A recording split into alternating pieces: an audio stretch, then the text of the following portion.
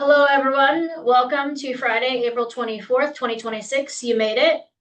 We are here today for our Budget and Finance Committee meeting. So if you find you're in the wrong room, you're welcome to stick with us. Meeting is called to order. We have Mayor Pro Tem Von Holtz.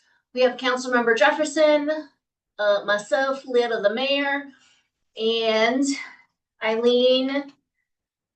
Councilmember Sorhat will be joining in a couple of minutes. So that is our roll call. Number 3, approval of minutes, Budget and Finance Committee, March 27, 2026.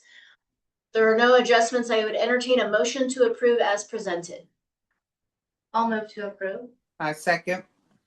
Thank you so much. We have a motion from Mayor Pro Tem Von Holtz and a second from Councilmember Jefferson to approve the minutes of the Budget and Finance Committee for March 27, 2026. Any further discussion?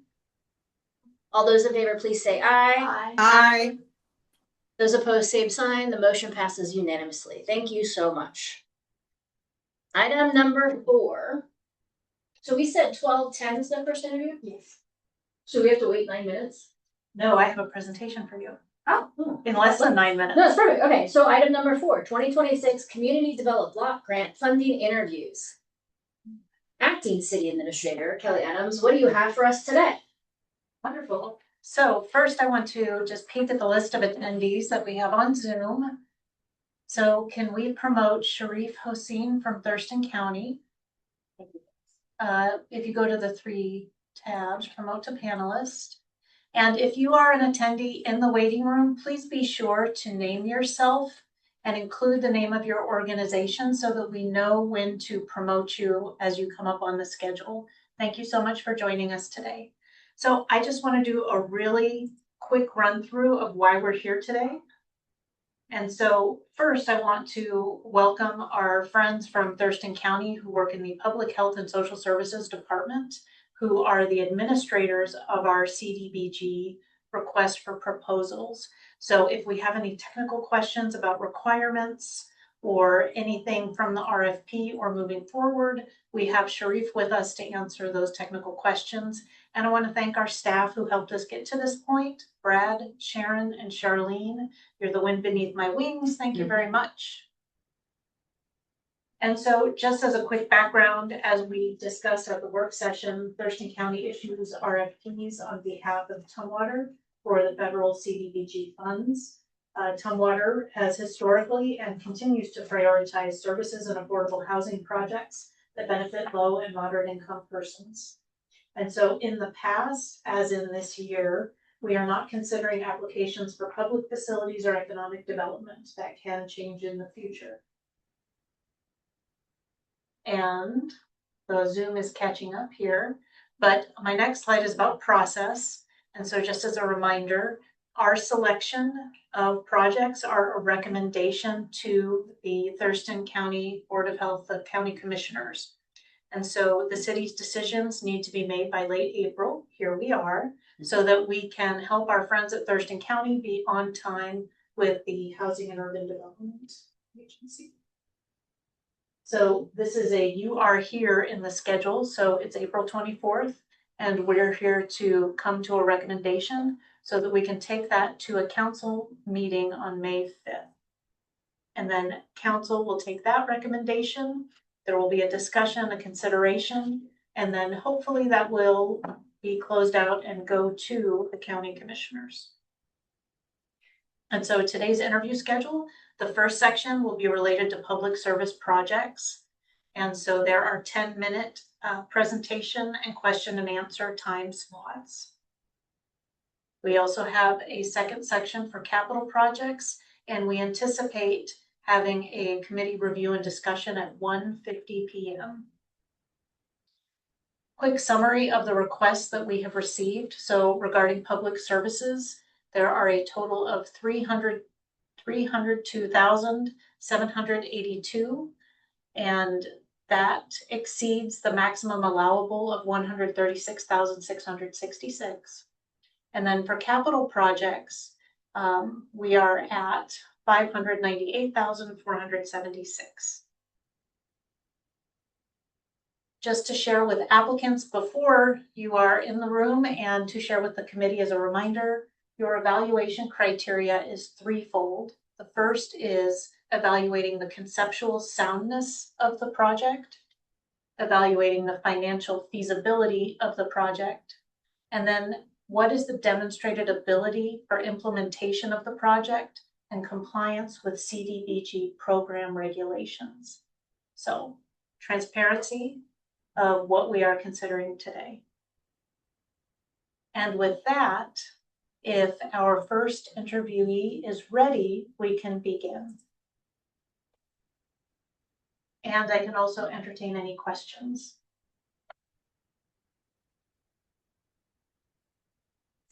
See anyone from Yes, I have a question.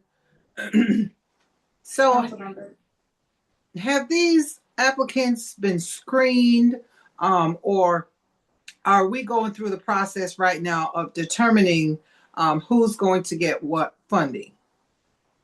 Yes, so the applications have been screened for eligibility by Thurston County, and Sharif is with us in the room, and Alex Hurst, if anybody wants to make a quick note about that screening. And so Alex, we're promoting you to panelist just in case you would like to say. I'm happy to jump in as well. We did complete an eligibility and risk assessment for these projects, primarily intended to ensure that they're going to meet the overarching CDBG eligibility activity categories and national objective requirements, and some kind of high level risk assessment as well. And that information was relayed to Tumwater. Okay. I would like to see that list later on. The list, the input list from Thurston County.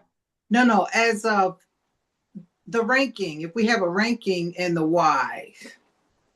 So in your staff report, towards the end, in exhibits, I'll look at the exhibit numbers. There are tables that have all the different information summarized of the request, and we included the comments from Thurston County in that Thanks, risk Kelly. assessment. Thanks. I'm slacking. Thank you very much. You are not slacking. You are asking wonderful questions. Where is that at? So that is, I'll give you a page number, just a moment. Appendix A is on page 11 of the memorandum.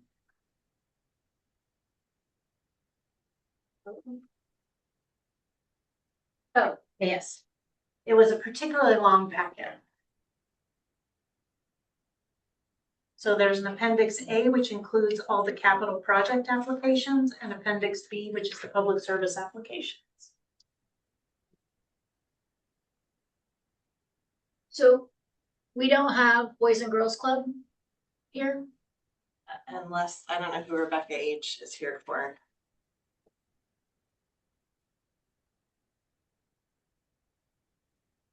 We have an attendee in the waiting room. Rebecca, could you add your organization to your login name? Oh, can we allow her to speak? Hi, Rebecca.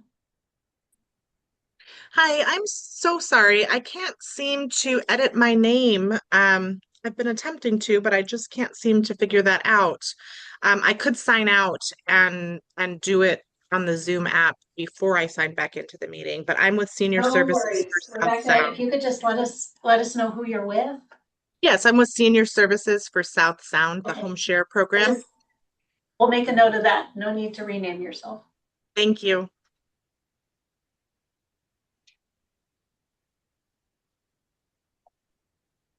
I'm gonna step out and just check to make sure nobody is in the lobby. Okay.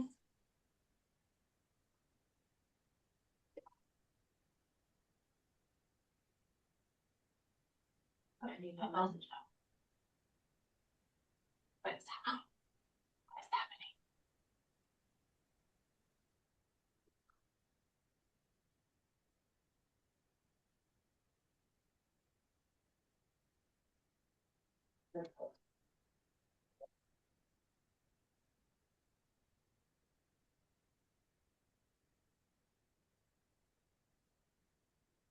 Well, it's 12:10 and I don't see Boys and Girls Club.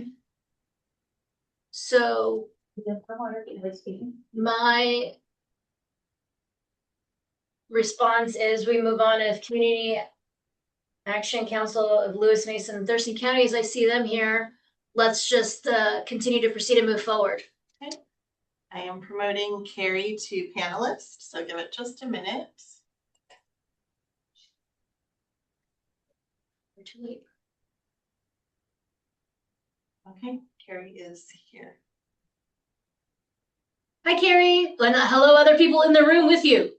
Hello, good morning. We do have a slideshow presentation. Is it okay if I share my screen? Boys and Girls Club is actually logging onto the Zoom. Oh, we can wait. There was an errant Teams link that they clicked on and. This TV's scaring me. Mara, what would you like to do? Well, Boys and Girls is gonna have to wait because I already just pulled up. Okay, go ahead. So we're gonna go along with Community Action Council since they were ready.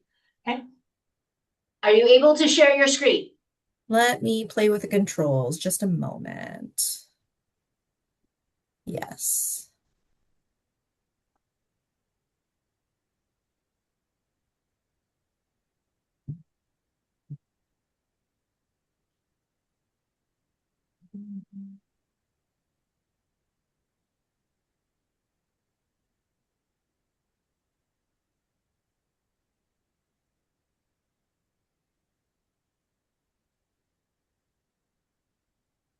Get to this one.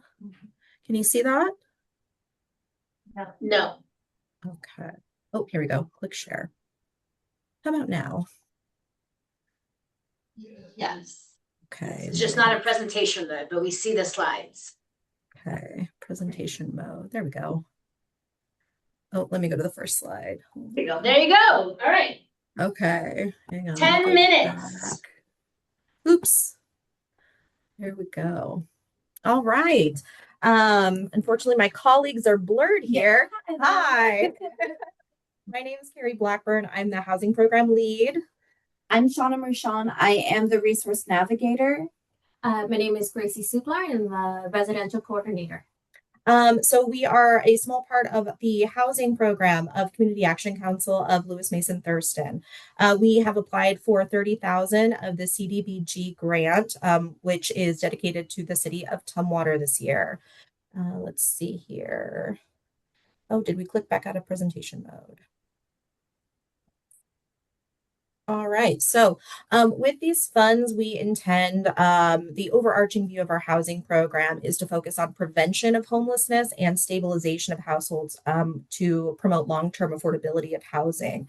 Our current housing program team, our entire team has a combined experience of 79 years of total experience providing housing and homeless services. Our main office is located in Lacey. We are, let's see, this is a little bit of data that we were able to pull together between March of last year and March of this year. So a year and a month, our housing program has served a total of 167 unduplicated households in the city of Tumwater. That does include the urban growth area.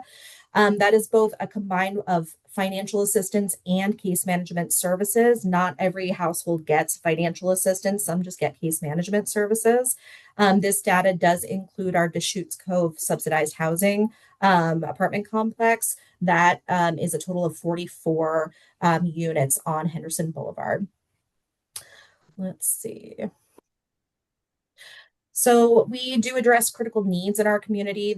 Just our housing department, this is completely separate from our utility and energy assistance and our weatherization departments.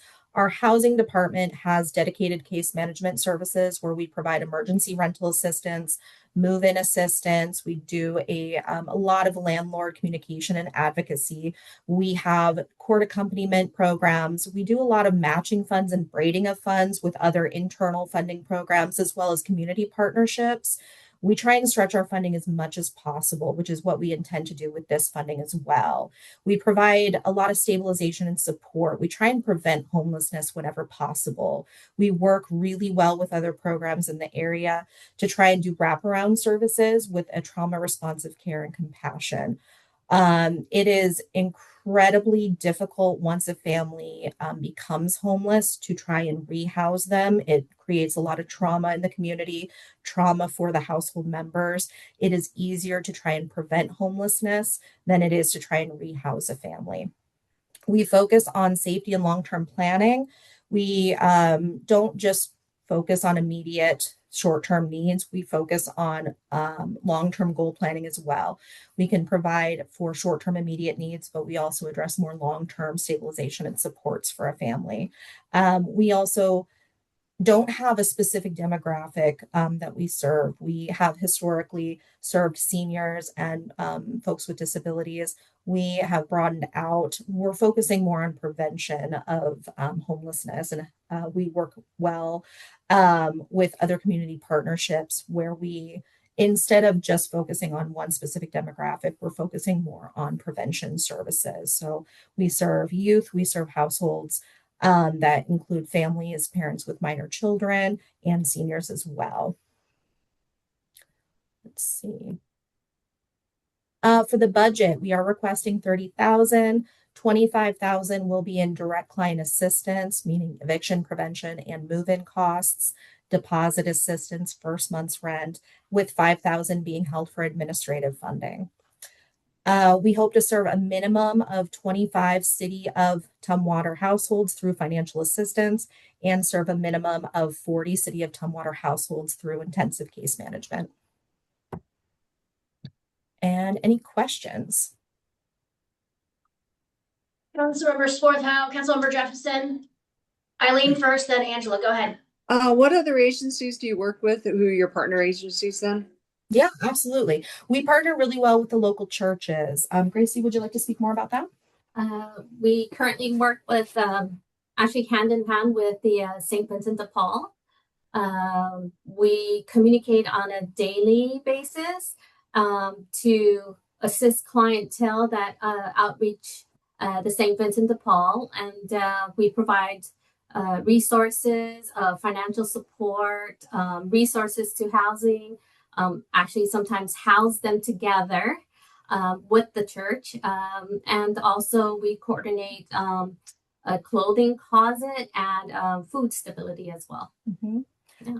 And then Shauna is our resource navigator. So she partners with the other community resources to do the wraparound services. Would you like to? Yeah, I've been working a lot with people that are coming in for addiction. And I was previously at Hope and Healing Clinic. And so I've spent a lot of time helping people get sent to detox centers. I get set up with case managers over there and doctors to make sure that they're working on their sobriety, and then from there working on housing. Mm-hmm. We partner really well with FES as well as Family Support Center when we try and braid our housing funding specifically. And Together is also one of the applicants. And because we're working within the Tumwater School District, we do share a lot of clients with them as well, but we don't want to compete with them with their funding. So just noting that. Okay, I was just going to check to see. I was going to ask if you worked with FES and with Family Support Services as well. We do a lot. Okay. Okay. And so then you're asking for 30. If we had more that we could give, then would you be able to utilize that? Would you accept more if you were able to accept more? Absolutely. Okay. I just was wondering, because if we were able to do that, would that be something that you would be able to put into? Okay. We would. I don't think anyone would say no to extra money, Councilor. Right, exactly. What's that? I'm sorry, Mayor. I'm sorry, I didn't hear you. I'm just saying, I think if you ask that question for every nonprofit, they would say yes, they could take more money. Okay, Yeah. I just wanted to be sure. So yeah, we want to be really cognizant of the other agencies in the area that have applied for this grant as well. To be honest, we modeled our application for this grant off a similar grant that we applied for with the City of Lacey, and we received a similar amount with the City of Lacey. So we want to be very cognizant of that, and of course. And cognizant of our partnerships with our other community agencies in the area. So we would love to be able to help fund them as well. Okay. I want to note, thank you, Councilmember Swarthout. We have 2 minutes left. So Councilmember Jefferson, do you have a question? Yes. What population do you see are that you haven't seen before? Increase in population. Families with children are definitely coming in more to our agency. I'm used to working more with senior citizens or single individuals. And right now, as the resource navigator, my walk-ins have been mostly families and people with children that are in the Tumwater School District or the school districts in the area. It's So working families. Yes. Is that what you're saying? Yes. Working families, and to be quite honest, families impacted by ICE, unfortunately, this funding would not be eligible for this funding because it is federal funding. We have other pots of funding for families impacted by ICE activity. Okay, thank you. Thank you, Councilmember Jefferson. Mayor Pro Tem Von Holtz, you have 1 minute. Do you have any questions that you can ask? I don't, and just because, and great job, Carrie, thank you. Just because everybody only has 10 minutes, let's pay close attention to what's in the presentation so they don't waste time covering things that are in there. Noted. Thank you so much, all three of you in that room. It's great to see your faces. Thank you for taking the time and applying, and we will get back to you. Thank you so much. Have a good weekend. You too. Thanks. Next, we have Mike from Boys and Girls Club. They're starting at 12:21. Mike, we're promoting you to panelist.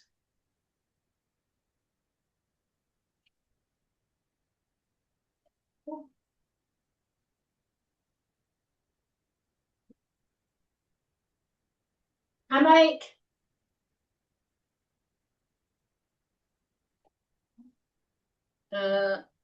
Either I'm having a stroke or you're blurry.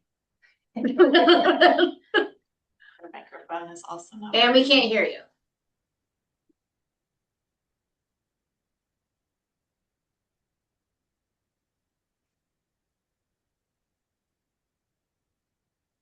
Can you hear us now? Yes. Awesome. Thank you for your patience on the technology pieces and for accommodating moving the schedule on the mishap on the team. So thank you so much. You got 10 minutes starting now, Mike. All right, we're ready. I've got Erin Shields. She's our grant writer with the Boys and Girls Club. She's going to start off and share our screen here with our presentation. Okay, are you all able to see our presentation? Yes. Okay. Perfect. Thank you all for having us here today to talk about our grant application and our program. This application is modeled, like the last panelist said, on a successful program that we have been running in North Thurston Public Schools for the last 10 years, serving youth who are experiencing housing insecurity and eligible and receiving McKinney-Vento homeless youth assistance services through their school districts. There we go. Great. So what I can say is that this project in Tumwater would be, the grant would be funding its first pilot full school year in the Tumwater School District at our Tumwater Club. And so this program has served hundreds of kids over the last 10 years throughout the county, particularly in North Thurston, and was rolled out to Yelm based on that success 2 years ago. And then this year, our partners in the Tumwater School District approached us and asked us to put this program into our Tumwater Club and our Tumwater School District schools. And so the program provides like full club membership and all of the things that go with it, all the wraparound supports, all the extracurriculars, all the family outreach and mentoring that comes with being a club member. And this would be extending this program to 25 additional youth who are experiencing homelessness in the Tumwater schools. And it would last for the entire year from September 1st of the next coming school year through August 31st. So including summer vacation and all school year camps. And as far as why this is a proven way to help for us, I was actually the director of the Lacey Boys and Girls Club when we partnered with North Thurston Public Schools. And at our peak, we were serving about 100 kids a day, specifically who were impacted and were experiencing some sort of housing insecurity and were identified as McKinney-Vento, receiving McKinney-Vento services. And I think the best thing we could say is that a lot of times if these kids are receiving services, specifically transportation from the school district to wherever their unstable or maybe inconsistent nighttime environment, those kids would usually ride routes and then they would basically be the last one to be dropped off. We've had kids who have been served as far as Tacoma and South King County. But the idea that they get to actually come to a safe, structured environment, instead of riding the bus, they're going to be able to come to the Boys and Girls Club, have a structured environment, receive the mentorship, honestly, the relationship pieces, the mentors, there's a snack that gets served every day. There's something to be said about normalcy for the kids. A lot of kids, they're living in, I can think of a couple of kids who are living in motel rooms with all their siblings and their families. And they didn't really have an outlet other than school, honestly, to be a kid and to have some normalcy that comes with being a kid. Coming to the club on top of the academic supports and the positive relationships, they get to at least unwind, decompress, do things that structure their own identities versus being stuck in the hotel rooms. And it's just normalcy is the best term I can give you when it comes to why this model helps, and it can really help a kid develop at least for those 2 to 3 hours at the club versus being on the bus until it's time to get dropped off at wherever their nighttime environment is at that time. What we're requesting is $52,500, which would basically it would serve 25 youth in Tumwater Public Schools, Tumwater School District, I should say. That's a zero cost for kids who are impacted in the program. Otherwise, it's about $2,100 per kid that it takes to run a program like this. So that $52,000 is just to serve the 25 youth that we would be serving in the next school year through summer of 27. And honestly, we really wanted to just make sure that we are removing as many barriers as possible when it comes to being affected by the housing insecurity. This, like Aaron had mentioned earlier, this is currently an unfunded program that the district approached us at to see if we could serve kids if they can get transported from their schools to the Boys and Girls Club before they get driven off to wherever their nighttime environment is going to be at the time. And so in order to enhance and have a broader impact, that's where this budget request would come into play. And again, it's currently unfunded, and we're going to make it work regardless, but this definitely helps enhance and gives us more reach in the program and be able to run it in the most efficient way possible with the help of this grant and with the decision of the council and the council members and the committee itself. All right. I can talk a bit about the impact that we have already seen in school districts where we've been able to run this partnership. We have, these are some of our most involved club members, I would say. These are kids who are coming now because they're on the school bus from their school to the club. And then they're at the club where they are just a normal part of the club day. They are not identified as receiving any kind of services associated with their housing status. Their housing status is never revealed or a part of what the club calls out about them.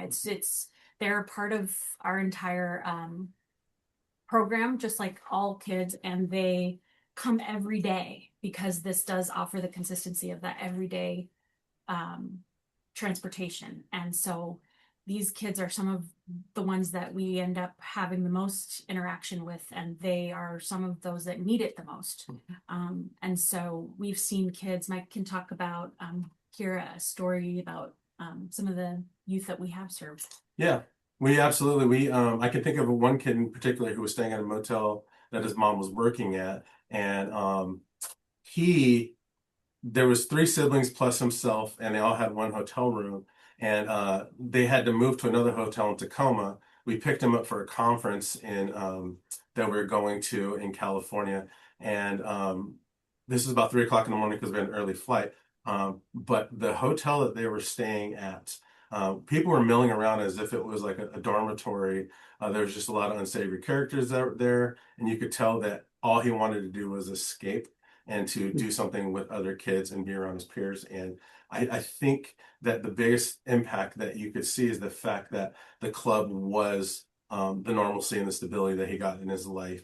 And so being able to extend the school day, coming from school to the club is going to be incredibly important. And it's just one more protective factor that we could wrap around our kids, given this program and given, the resources to continue to serve the kids that need us most.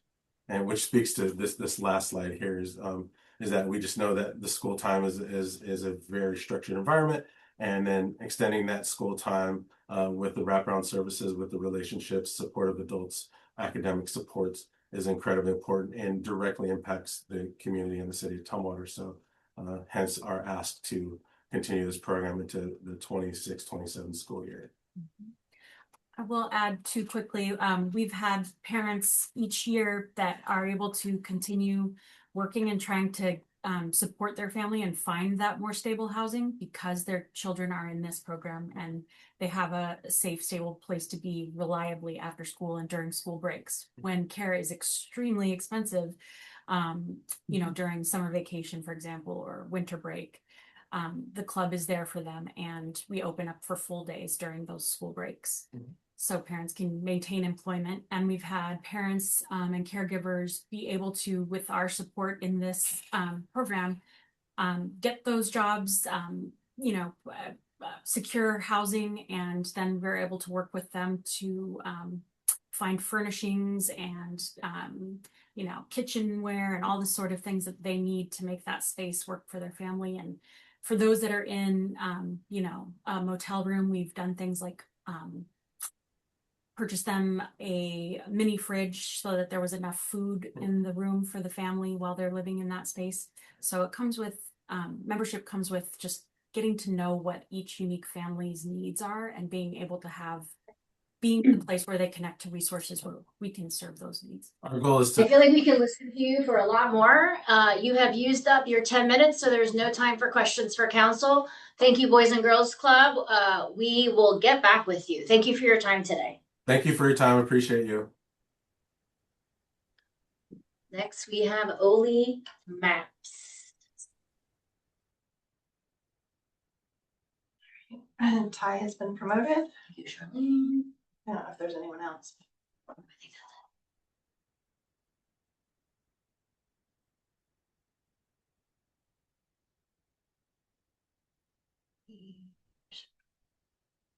Hello, everyone. Ty, I am you also have going 10 to minutes.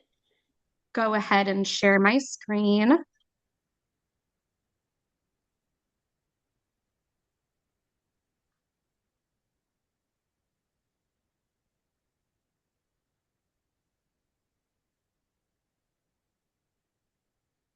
All right, can folks see my presentation here? Yes, it's not in presentation mode, but we see your slides. Great, okay. How about now? Perfect. Awesome. All right, so my name is Ty Gundel, and I serve as the Executive Director for Olympia Mutual Aid Partners, also known as OLIMAP. I want to start by saying thank you. Really super appreciate the opportunity to get to talk with y'all more about the project we applied for and the services we hope to provide with these funds that we're requesting. We have applied for funds specifically with the purpose of expanding support and services for people who are living unsheltered in the city of Tumwater. For people who are unfamiliar with OLIMAP, we are a local homeless services organization, and our mission is to support equitable access to safe, just, and warm places to call home for people experiencing homelessness in Thurston County.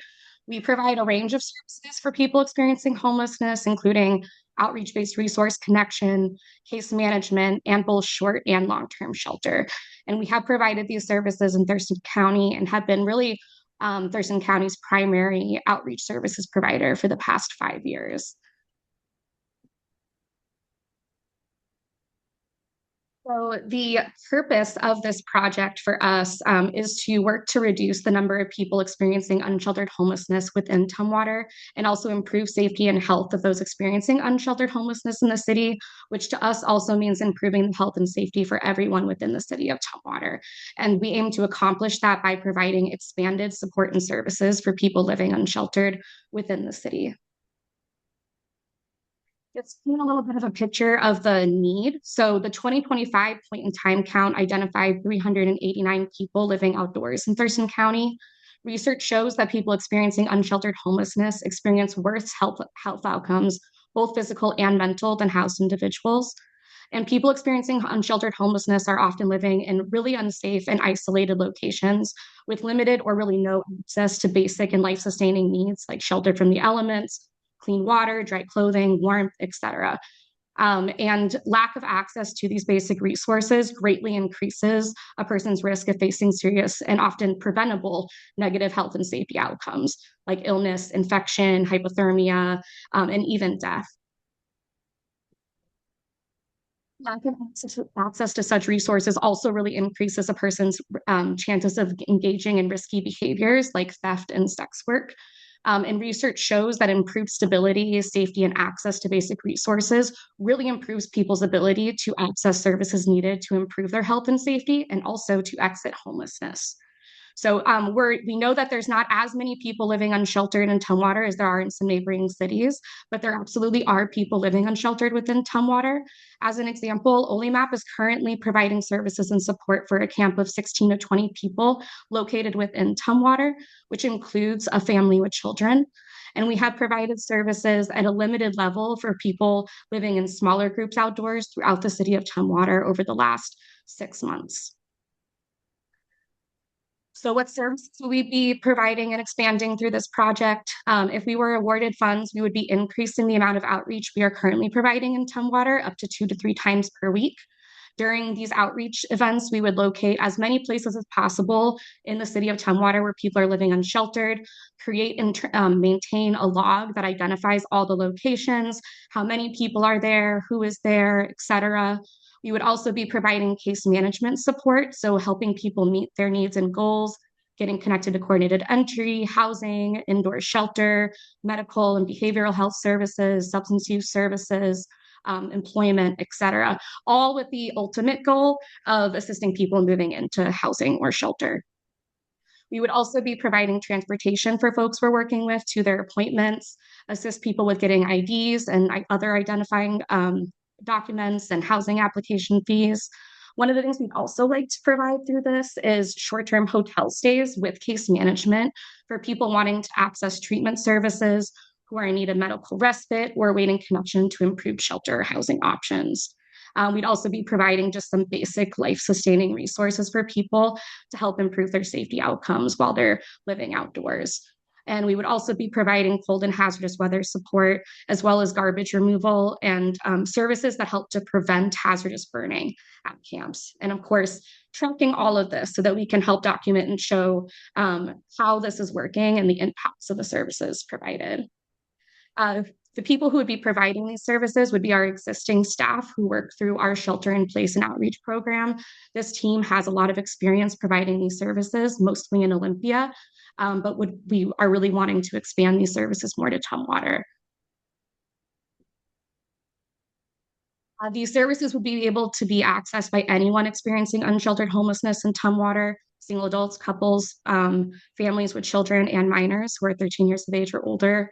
All would be low to moderate income, really all would be low income and living within the city of Tumwater. And we anticipate serving about 60 individuals during the project. And I won't go through all of this, but we are in total requesting $55,282 for this. And I just want to point out that the most significant cost within this is the cost of providing the hotel stays. It's about $1,800 per household per month in a hotel. So this amount would allow us to have at least one household sheltered within a hotel each month throughout the pilot project. And then the rest is direct client services, staffing, and just some basic operating and admin cost. Stop there, see if there's any questions. Thank you, Ty. We're gonna start with Councilmember Jefferson, then go to Mayor Pro Tem Von Holtz, and then to Councilmember Swarthout if there's time. Councilmember Jefferson. No questions. Mayor Pro Tem Von Holtz. Thanks, Ty. So good to see you. I'm just wondering, how do you partner with the mobile outreach that's already existing here in Tumwater? Yeah, so we actually are really just starting to work with them more closely. We had a meeting pretty recently with some other Tumwater City staff to talk about how we could collaborate more and work together and get connected with some other city departments within the city of Tumwater. So we have gotten the contact information for those folks. And we also just recently had a meeting about that included the MOT team to talk about coordinating services for this camp that we're currently working with in Tumwater. So we've helped to bring in a lot of different jurisdictions and partners, including that program. So shared referrals and also just to hope to be able to work with them day by day on making sure we're coordinating services. But no coordination yet. You're working on it. Yes, right. Yeah, they're not coordinating. Councilmember Swarthout, we have 2 minutes left. You are on mute. Sorry about that. I was reading through their information, just looking at your recording, as far as reporting back to who you report back to, as far as your the information you report back to Thurston County. Is that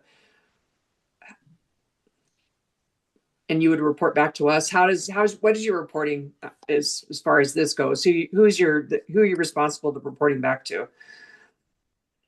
So we're reporting both back to the city of Tumwater and to Thurston County. We try to keep everyone updated. So usually what it looks like for us is putting together like a semi-annual or quarterly report that shows like number of people served, what services were accessed, and we would be sharing that out with both the staff managing this contract from the city of Tumwater and also Thurston County. Because these are federal funds, and so that's my question for that. So the handling of federal funds, you have experience with that? Yes, definitely. So we also just have a lot of experience with reporting. So we've been operating different contracts and for a very long time, for about 5 years with multiple different programs. So definitely very familiar with the reporting requirements. Okay. Great question, Councilmember Swarthout and Ty. Nice using up your 10 minutes. Thank you so much. We appreciate your time and we will get back with you. Great. Thank you so much.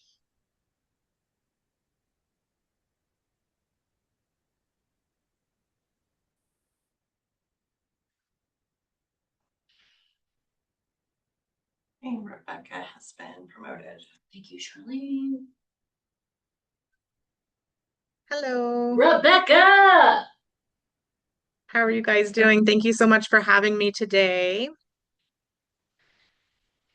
Can you see my slides all right? Can see it? Yes, you got it. All right.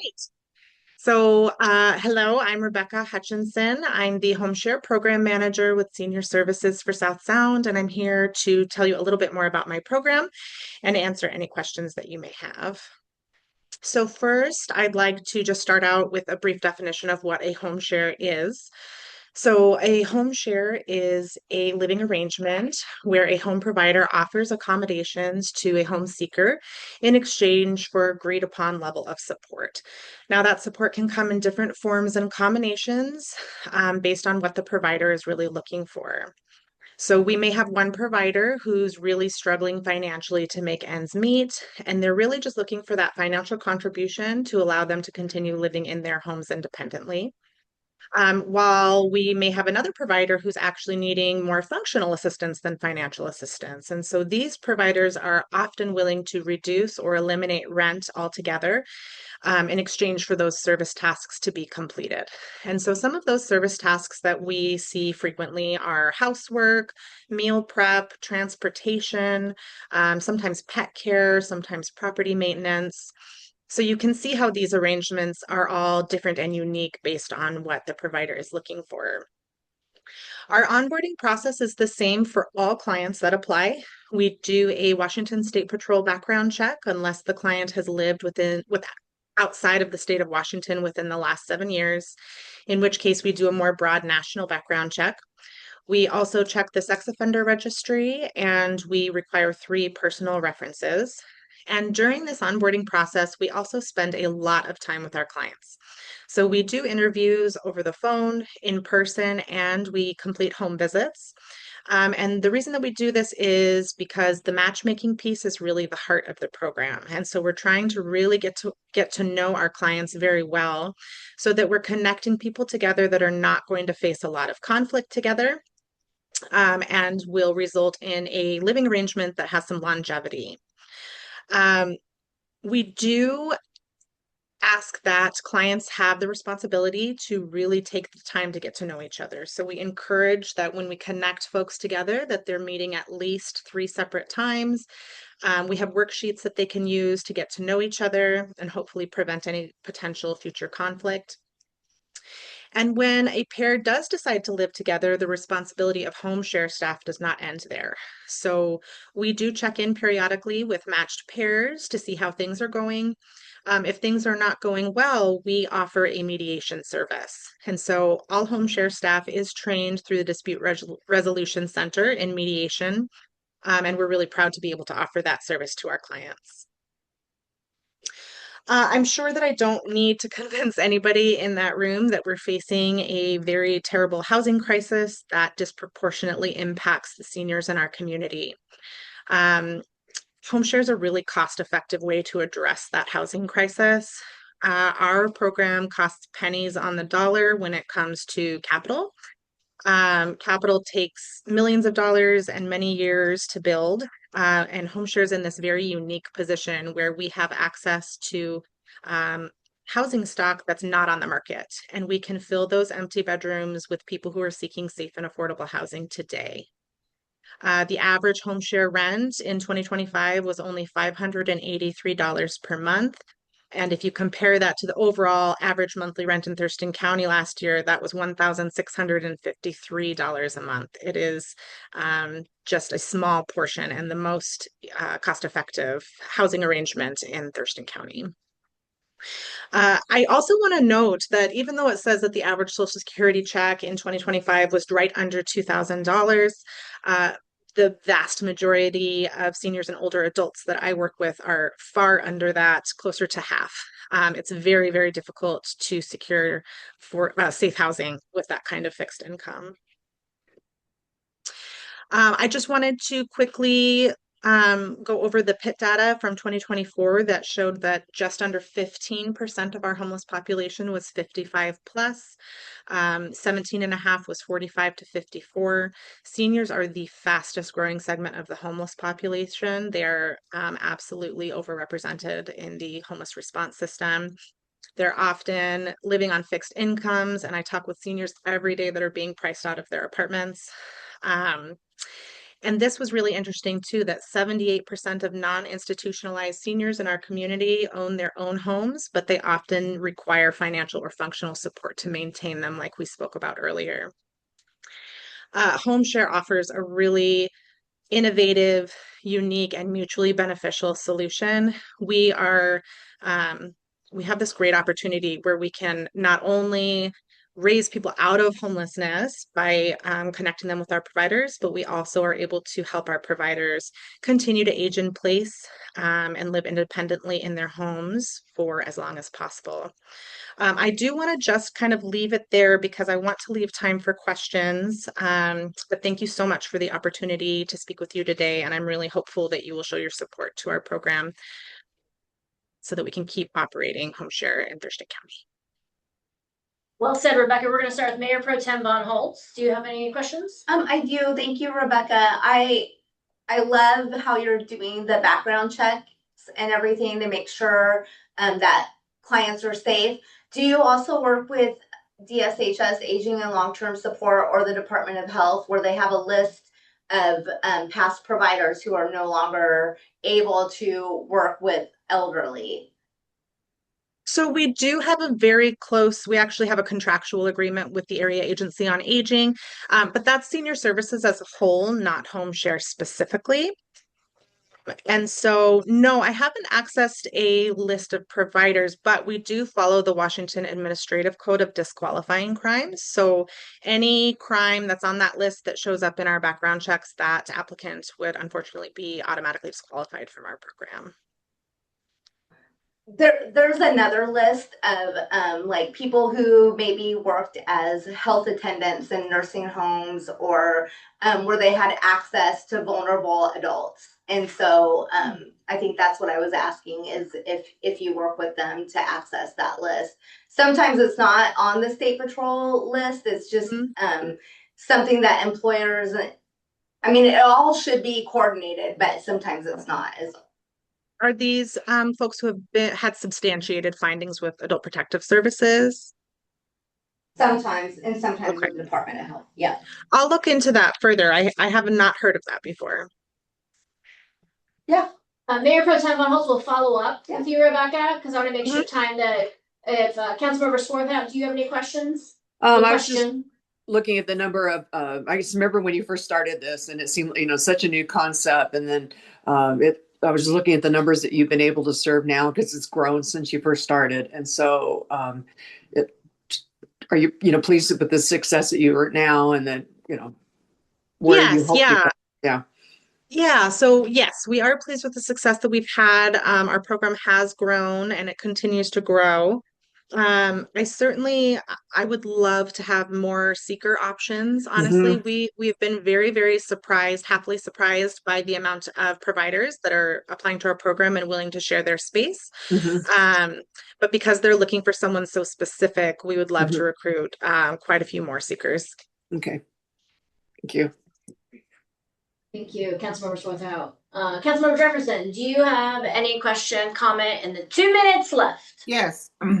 What is the average time frame for a seeker from I call you on the phone? What's the average time for me to to get matched, you mean?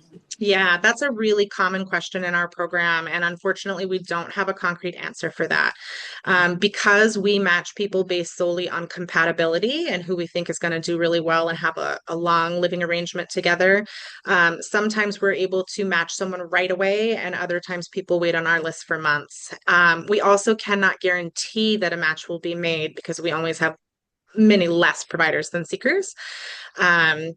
But that is a popular question, but it's not one that we're able to give a concrete answer to. Okay, thank you. You're welcome. Good question, Councilmember Jefferson and Councilmember Swarthout and Mayor Pro Tem Von Holtz. Rebecca, we thank you for your time and we will get back with you. Thank you so much.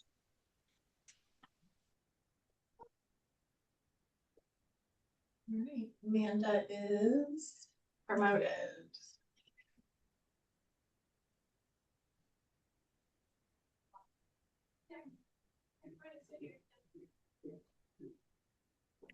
Hello. Hello, Amanda, and another person in the room with you. Hi, and thank you so much for inviting us to share more about our proposal. As you know, my name is Amanda, and I have Anna Min here with me. If you want to introduce yourself, Anna Min. Yeah, I'm Anna Min. I run the 4Kids program and the summer lunch program at the food bank. So I want to have 10 minutes. Okay. I want to go ahead and just start with a little bit of context. So we didn't create a slide for this. I figured it'd be more like a conversation.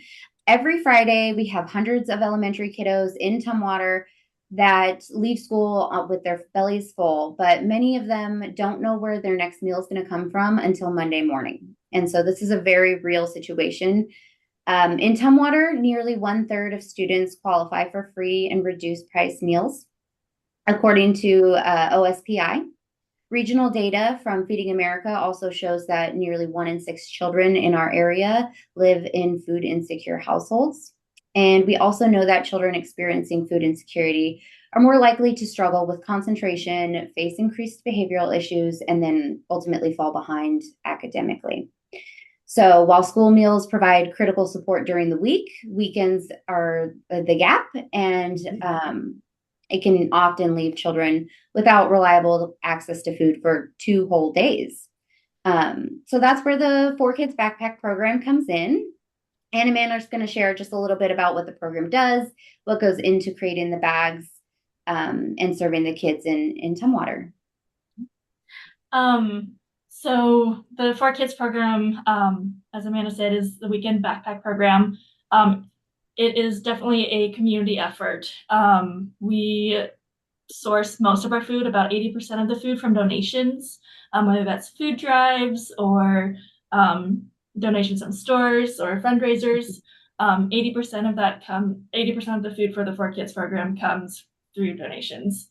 And once we get that food, I have teams of sorters that will sort through the food, check for quality, dates, all that stuff.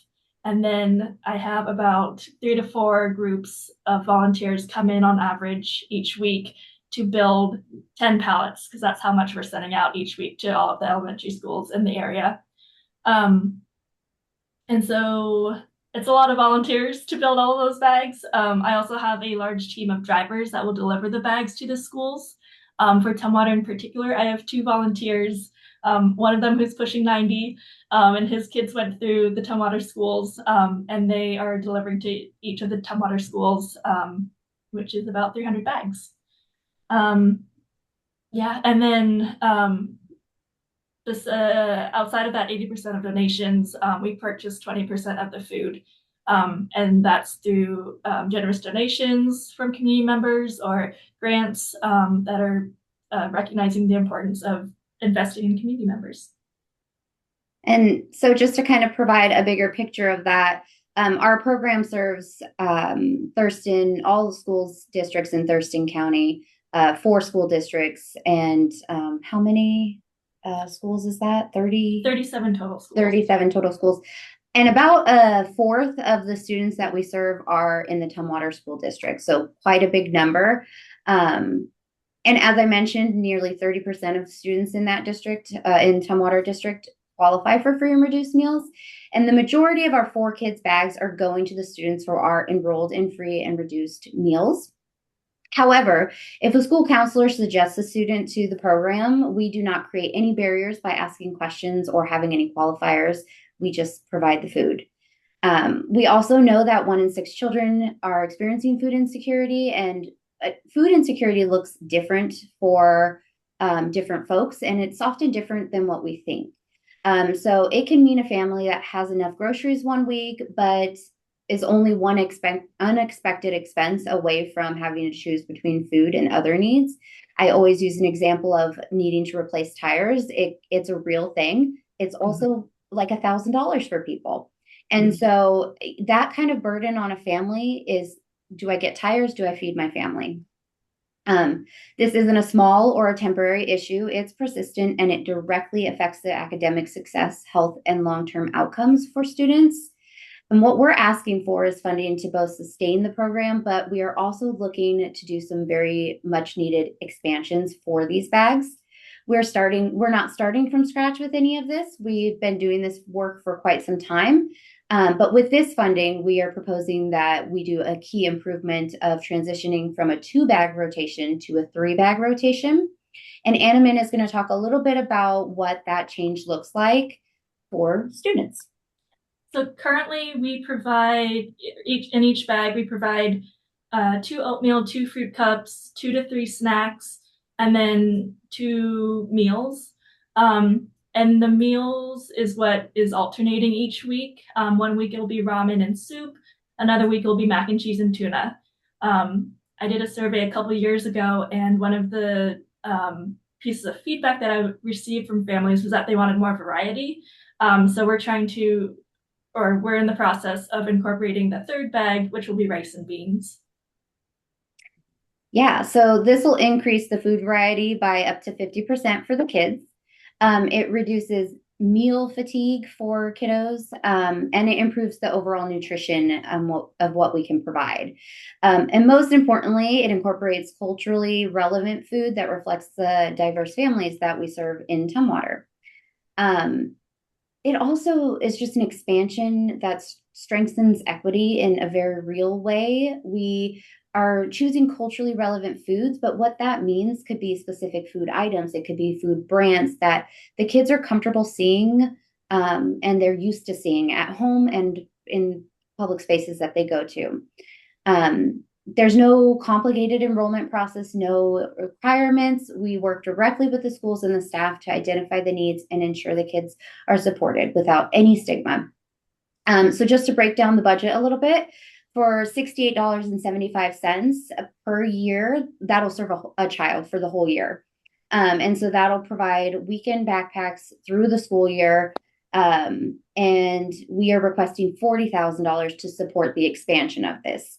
We've already committed the remaining $28,750 through donations and other community support. And at the end of the day, this is all about making sure that kids can come back to school on Monday ready to learn, grow, and succeed. We've got the infrastructure, we've got the partnerships, and we have a history of doing this work very well. So I want to leave time for questions, and hopefully we did. Great work, Amanda and Annalee. We're going to start with Councilmember Swarthout. Okay. So I'm sorry, I was on, I thought I was on mute.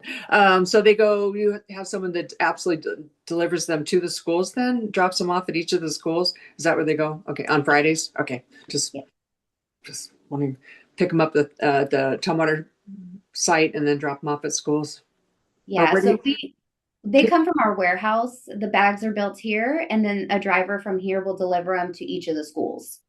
Because where do you guys build them? Don't you build them down at the... At our warehouse. At the one in Tumwater? Mm-hmm. Oh, okay, because I remember bagging ones in Lacey, I thought. So anyway, sorry.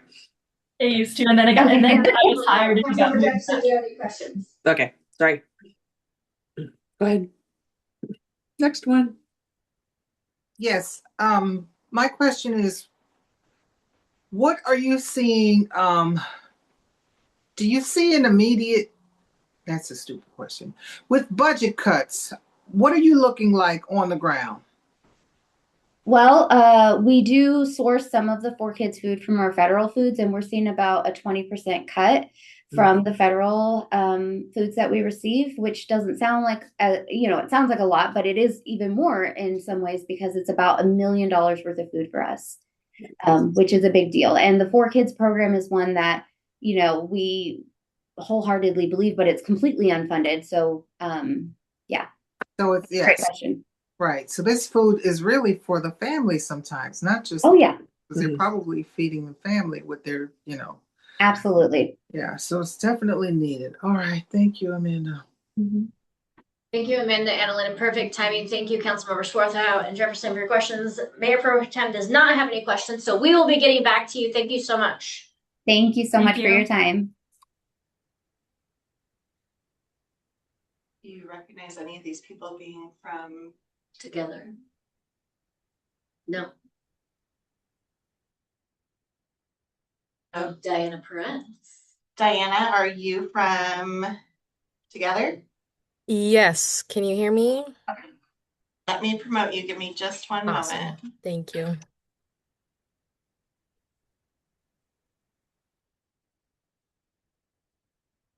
All right, you should be promoted and you're good to go. Hey, video.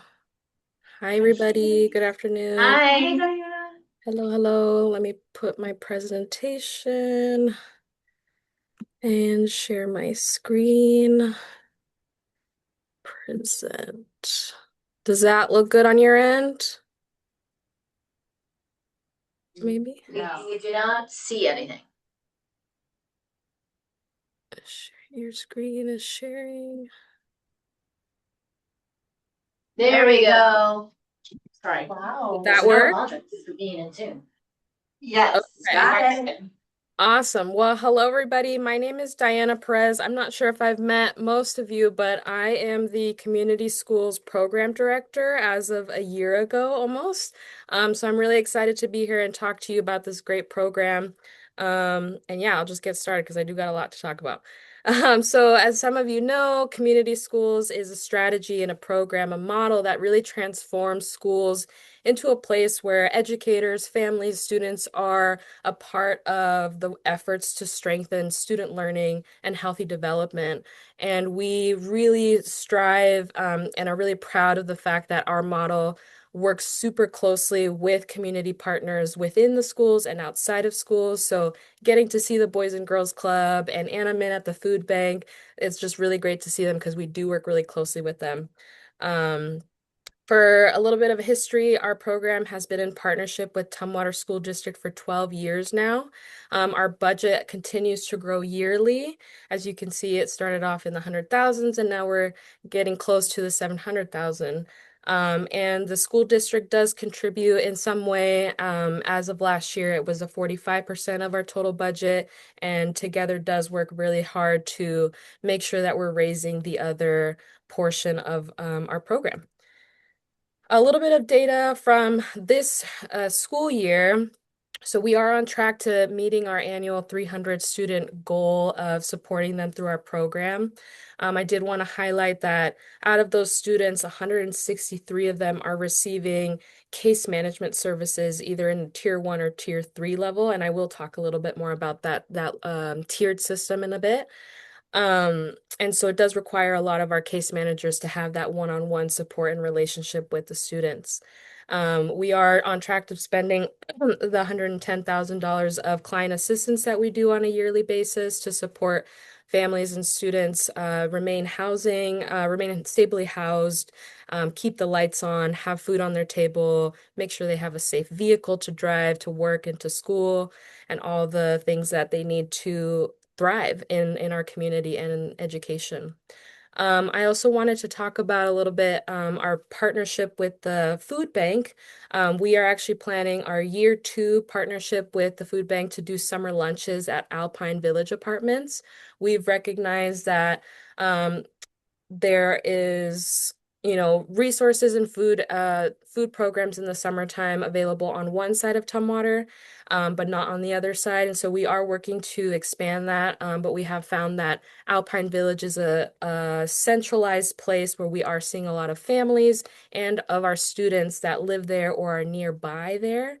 We're also planning to do a summer lunch program this summer at Kennedale Park, to offer that lunch support to the other side of Tumwater, the side of Tumwater too that doesn't have a lot of access to transportation, and want to get those meals to the students there. Another great thing that we did this year is that we did participate in the pit count. We were able to survey some of the McKinney-Vento students and households that we work closely with, and so that we hope that for the next round of the pit count that we can partner even more closely with our district partners to capture every single McKinney-Vento student. And as you guys know, that number continues to increase every year. And then lastly on here, our Healthy Together community and resource fairs offered twice a year. Our free sports physical clinic is actually coming up in a month. And so we're just really happy to continue offering that with the great businesses and partners, local partners like Oli Ortho and Tumwater Valley Physical Therapy, who's coming together to help us to ensure that students don't have any barriers to getting a sports physical so that they can play at school or play in a club outside. So just really exciting events that we have coming up too.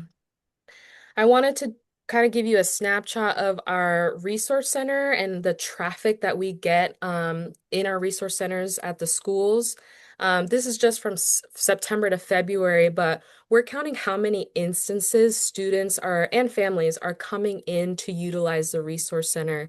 And it's a lot. Every single day we're seeing families utilize what we have in our resource centers, which I'm here at our Peter G. 1, where there's pantry food, hygiene supplies, and the great thing about that is that we offer that support to families and students all year round, and not just during the school year or during the school day.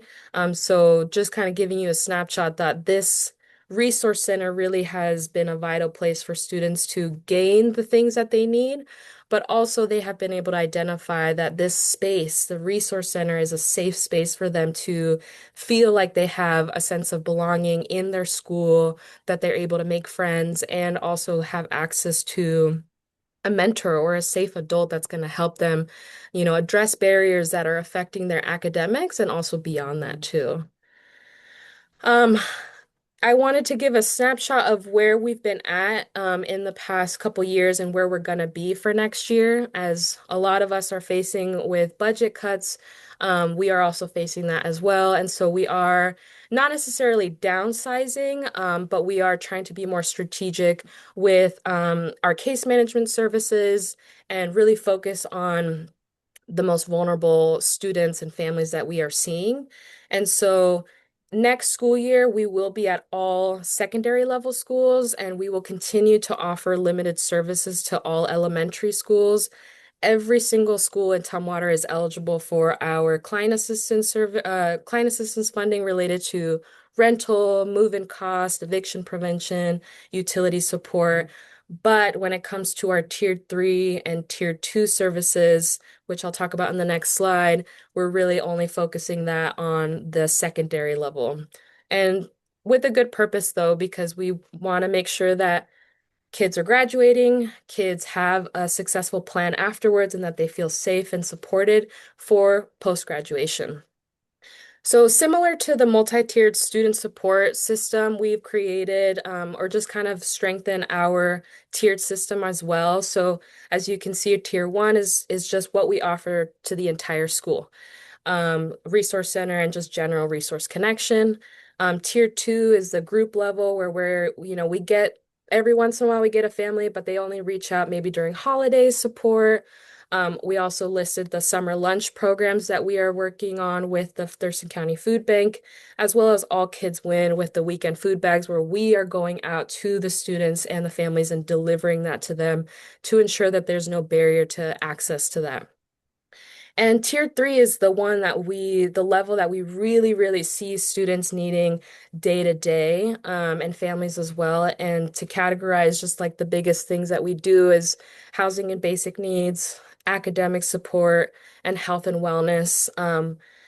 But as you can see at the academic support, we really are striving to ensure that students are graduating, and that they have the things that they need before they get to that point, and are prepared, right, to decide if they want to go to college or trade school or go into employment.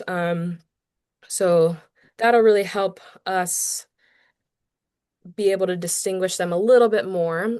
So what's to come for next school year? Like I said, we're going to have a more intense focus at the secondary level, specifically around McKinney-Vento and unaccompanied youth. We have just been seeing an increase in students facing these kinds of situations. And so we are working very closely with our school district partners and leaders to really help them as a district and schools to understand the growing need that there is in their student population, and how we can help identify gaps and specifically gaps around procedures. We want to propose that we can connect with every unaccompanied youth and McKinney-Vento student to make sure that they have the vital documents that they need for college, for employment, for driver's license, whatever it might be. So we want to ensure that every student that is qualified for that they're connected to our case managers at the secondary levels to make sure that they obtain those. And that really comes from a preventative measure, because we don't want a senior to come to us or to the McKinney-Vento liaison and say, hey, I don't have these documents and I really want to apply to college. So how do we remove those barriers from the get-go and not wait till later on? We'll continue to offer housing related. I know you could keep going with all the great stuff that Together does. You are out of time. I knew that would happen. Let me stop. Great slides, great presentation. Thank you for your time, Diana. Happy Friday, and we will be getting back to you. Thank you.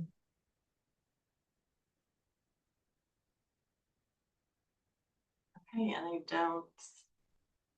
Do we have anyone from Foundation for the Challenged? Jacob. Jacob.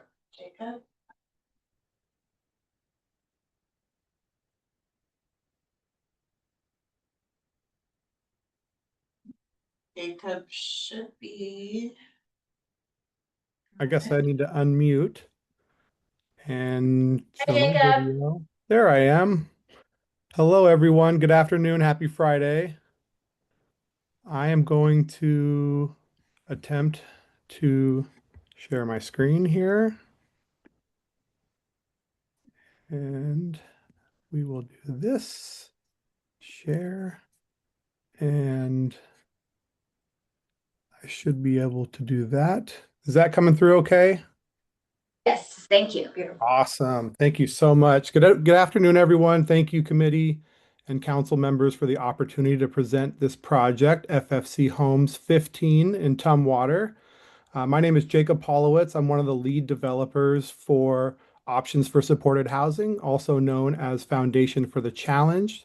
This organization is at the forefront of providing affordable, accessible housing for extremely low-income individuals with intellectual and developmental disabilities. They are nationwide known, but really near and dear to the Washington State IDD housing issues. And so in Washington State alone, they've got 60 houses that provide affordable, accessible housing, including 9 in Thurston County, 1 in Tumwater. And by the way, all of those houses are absolutely stunning. So the partnership projects in Thurston County have been terrific. And so just as a whole in Washington, we're eclipsing over 200 extremely low income individuals that are currently residents to these 60 homes in Washington State. Just finishing a 5-house scattered site project now. 2 of those were in Thurston County, 1 in Lacey, 1 in Olympia. Again, just beautiful houses. And we've already gotten early reports back that everyone is extremely happy in their living situations.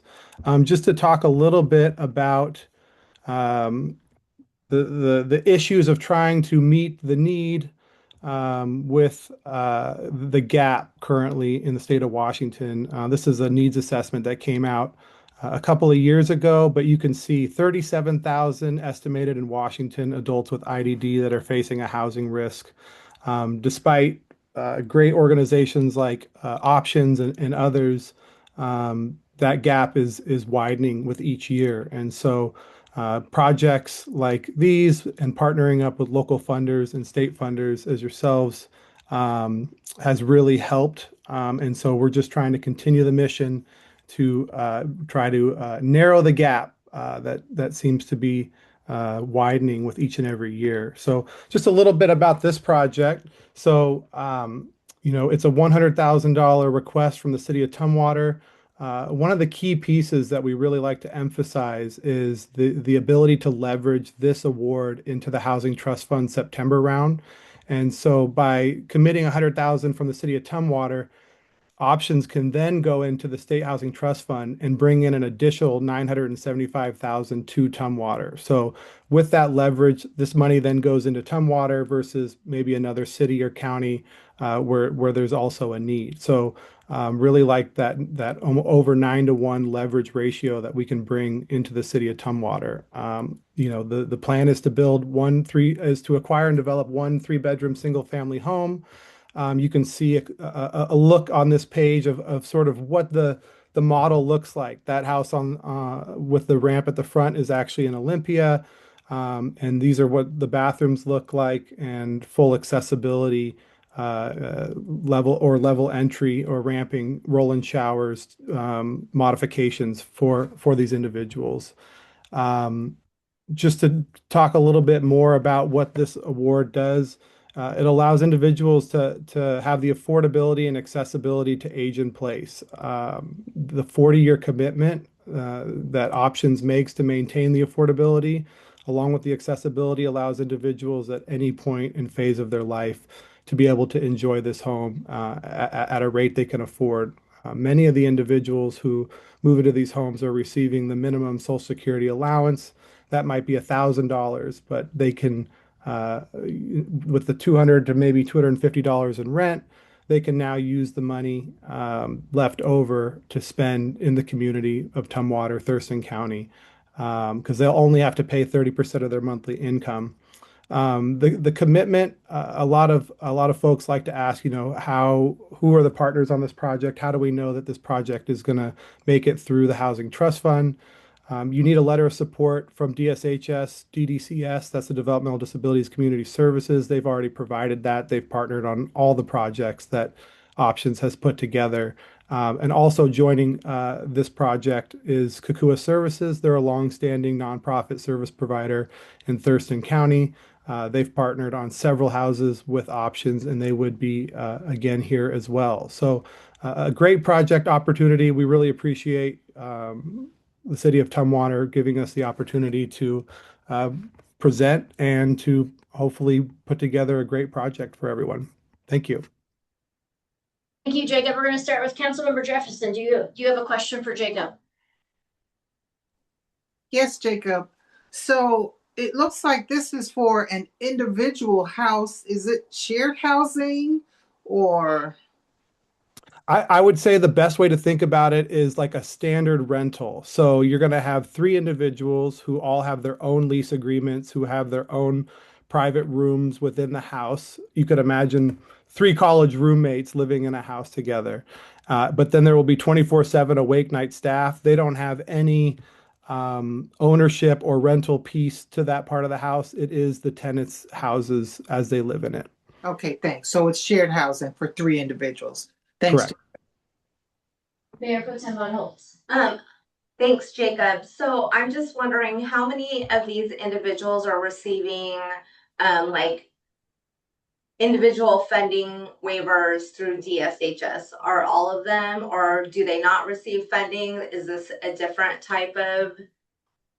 Yeah, good question. So all 3 are required to receive services from DDCS, DSHS, and the reason this model is so favorable for DSHS and the support service dollars is that these housing models allow the individuals to share hours because they're all within the same home. They're allowed to share the hours amongst the staff. So it allows the state to save money on service dollars and use that money for new waiver applicants and pass that along. So great question. Yes, it's a minimum requirement to be eligible for this housing.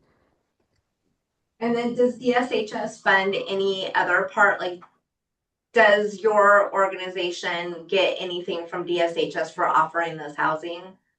All of the funding comes in through Tumwater and through the Housing Trust Fund. However, DSHS, because they're so integrated into the housing model, a lot of times they'll come in with their own environmental modifications and they'll bring in money to do so. It may be new fencing, maybe it's a new different type of shower service that meets a specific need of an individual. So it's quite often that during the life of the home that they will have invested several $1,000s into the project, but they're not required to as part of the sort of bricks and mortar process.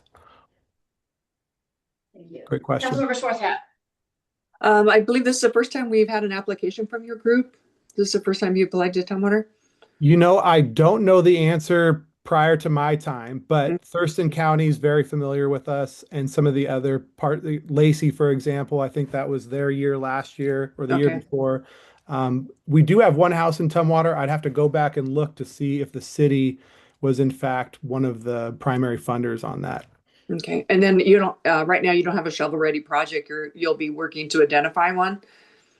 Correct. So the great thing about the Housing Trust Fund, because they understand that nonprofits with the single family model can't get a seller to hold a house for a year of time before they fund, or months of time before they fund, is that once the Housing Trust Fund fully funds the project, we're out shopping. You know, the current 5-house scattered site project that we're working on now.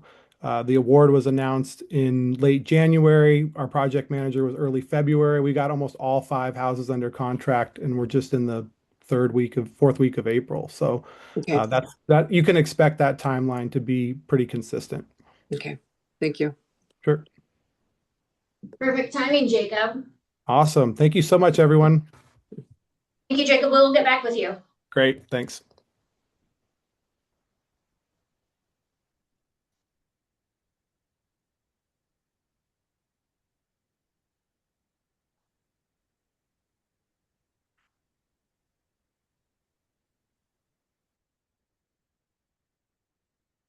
Okay, Trudy should be.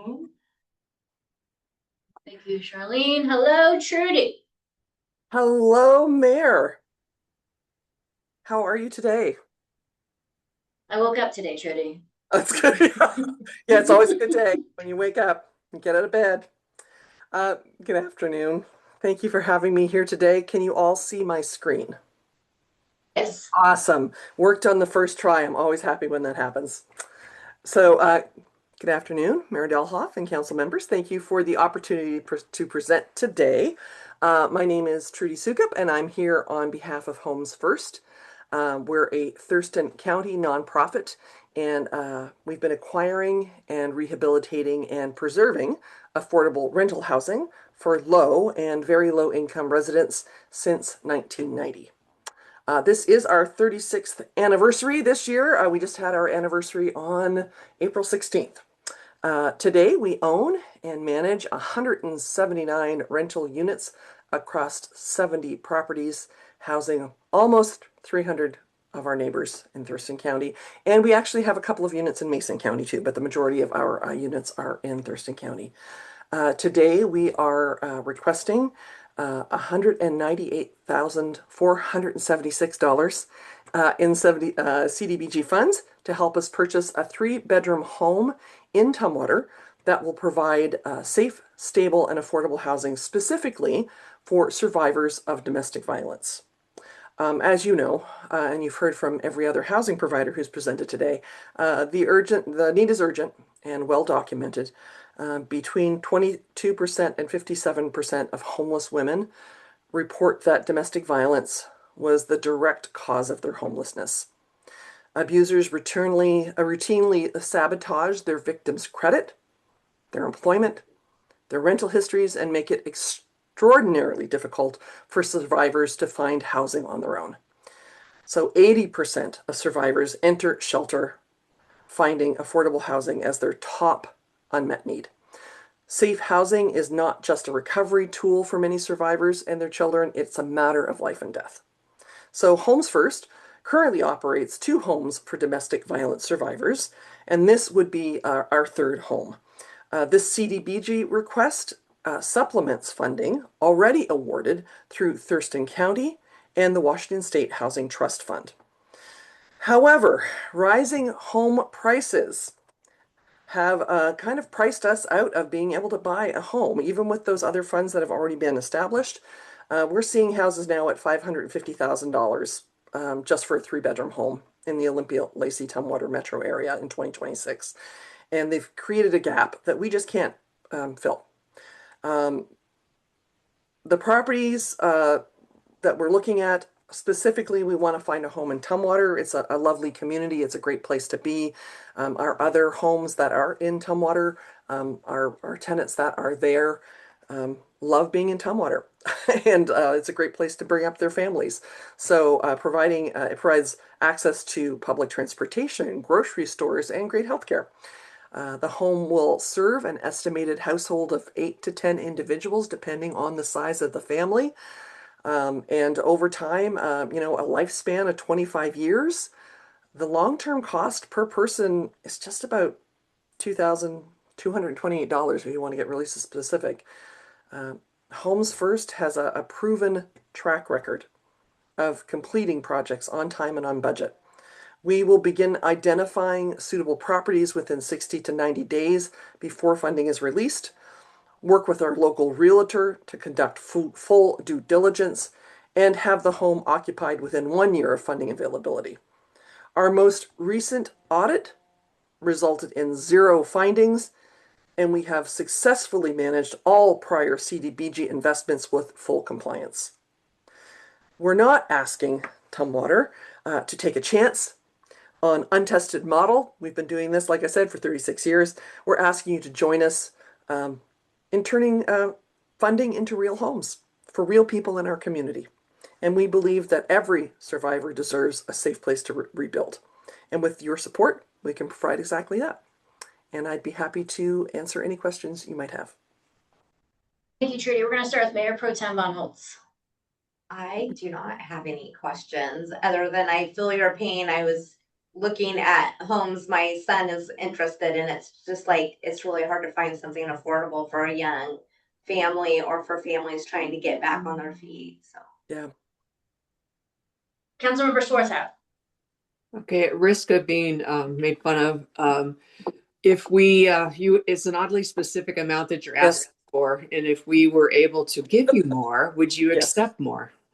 Absolutely. Okay, thank you. Yeah.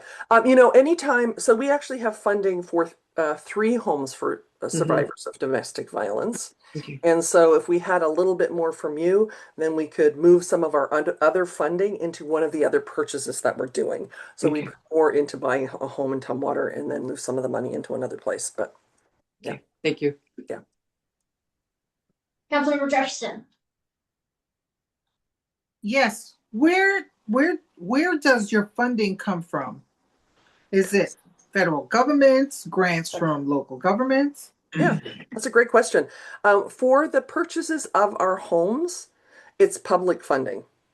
So we are at 36 years old, our homes have always been purchased with public funds, and that guarantees that they stay in the public domain because there's affordability periods on them, right? So at least 30 to 40 years, they're going to be in the public domain. And then for long-term maintenance, break and fix, care of the homes, that's coming from rental income. And so rental income is not going up and costs are. And so, of course, we also have to do fundraising. And, for a long time, we didn't have to do a lot of fundraising because rents were keeping track with, prices going up, but not anymore. And so now every time you hear from us, we're saying, we're fundraising again. We're fundraising again, which is, not a place that we were hoping to be, but here we are. Okay. And this is temporary for those domestic violence survivors, or is this permanent housing? It's for as long as they need it. So for lots of folks, they need it to get reestablished, right? They get settled and then they have the time to figure out what they want to do with their lives, right? Where do they want to go next? So for some folks, it may be permanent. But for other folks, they may say, oh, now I'm going to move back to California to be with my family. Or they may say, hey, I'm going to go, I've reestablished myself. I'm going to go buy my own home. But we don't decide that for them. They decide it for themselves. Okay. Understood. Thank you, Trudy. You're welcome. Thank you, Trudy. We appreciate your time and we will be getting back with you. Awesome. Thanks for having me.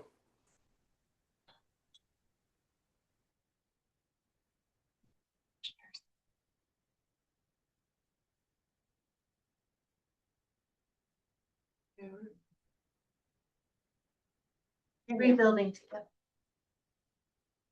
I apologize. Let me get the slides up. Could you also promote Brad Madrid to panelist so he can be part of the discussion? He probably likes being on the edge, on the outside.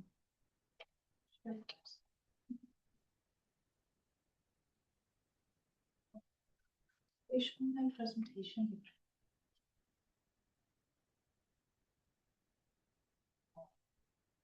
Okay.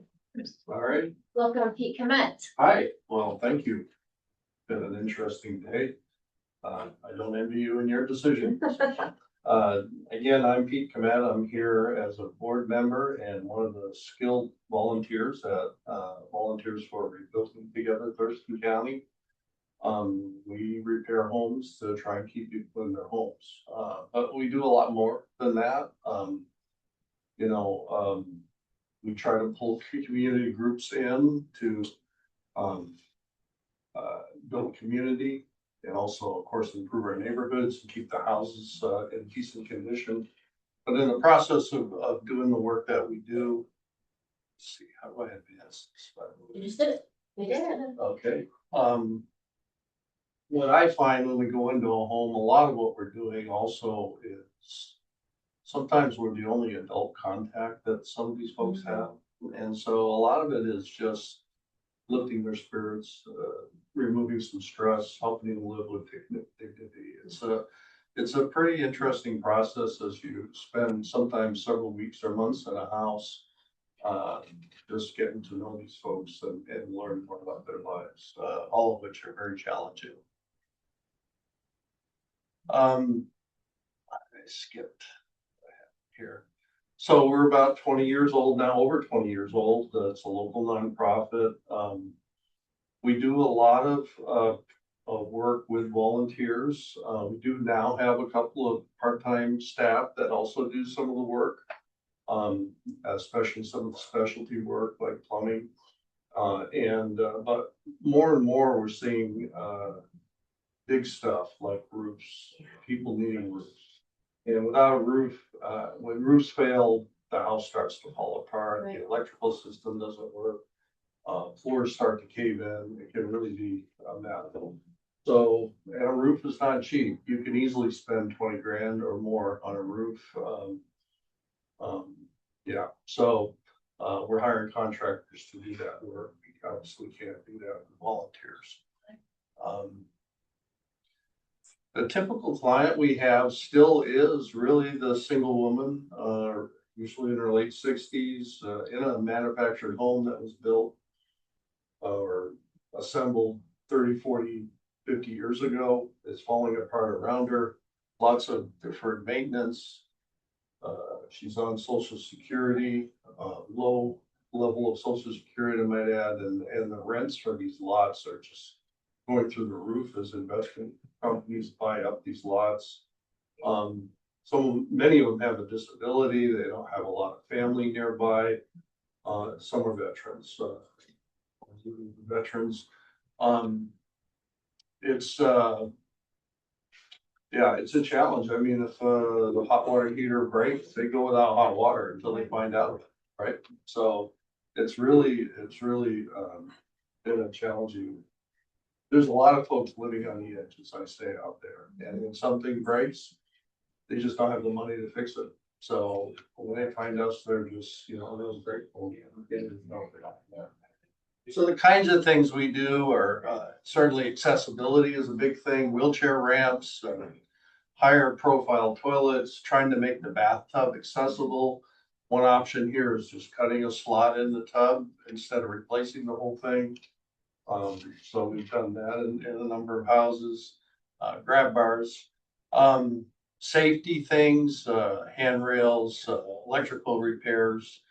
A lot of houses do not have working smoke detectors. I'm amazed. Almost every house we go into does not have a working smoke detector.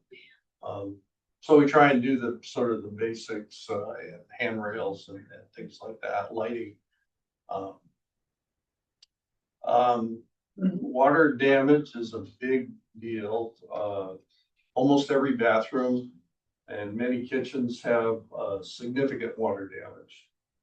And so we have to go in and sometimes tear that room down to the bones and build it back up to give them a workable toilet or a bathroom, shower, kitchen.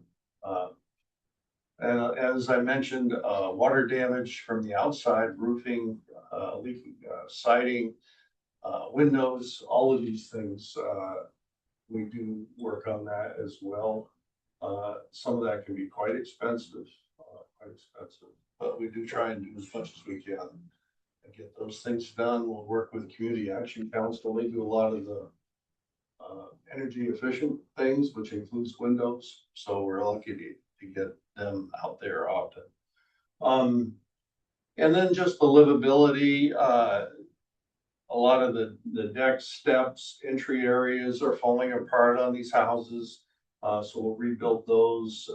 Yard cleanup, a lot of them are overgrown, encroaching on the house, clogging the gutters, messing up the roof.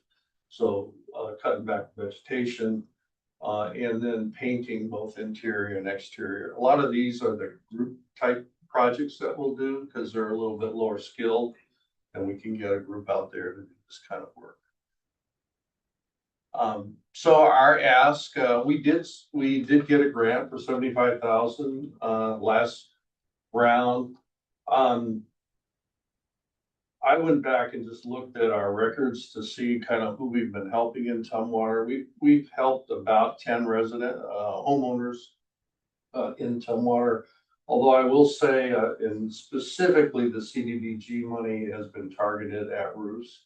And so we've redone 3 big roofing projects, primarily along with a bunch of other improvements for those houses with that money last time around.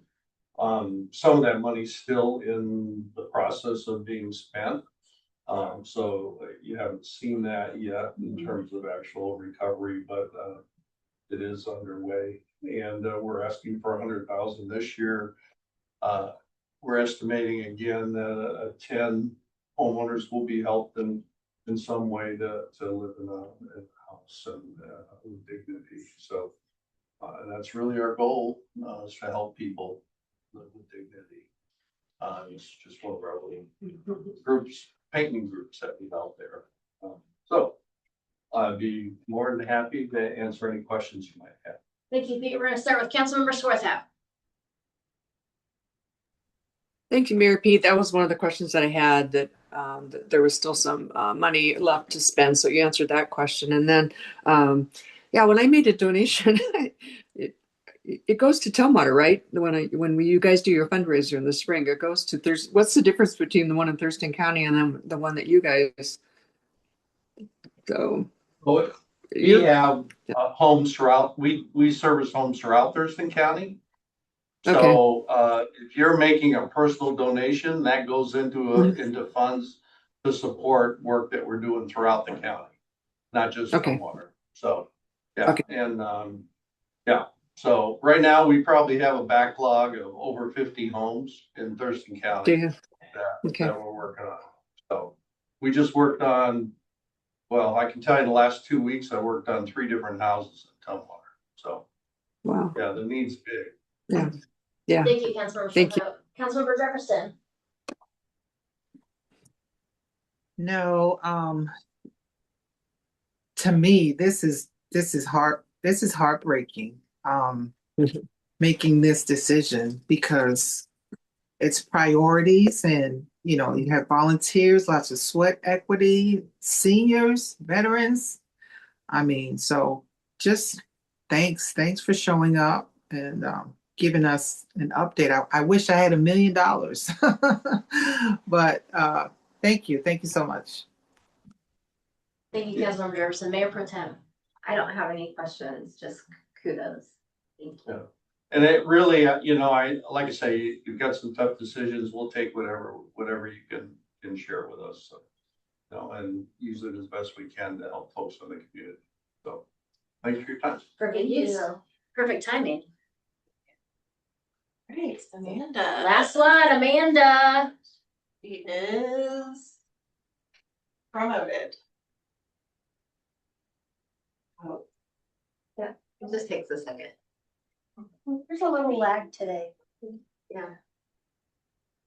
I'll wait.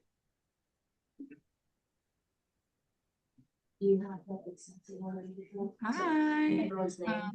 Hi, Amanda. Hi. Well, I gotta love going last, and especially after rebuilding together, because we do similar work. So I'm just throwing that out there. So a lot of the same kind of stories you'll hear, but I'll try and mix it up a little bit.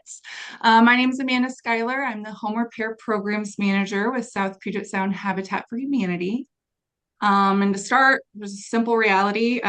Many of these homeowners in our community, a single repair like a leaking roof or a failed water heater isn't just an inconvenience. It's the beginning of the downfall of their home.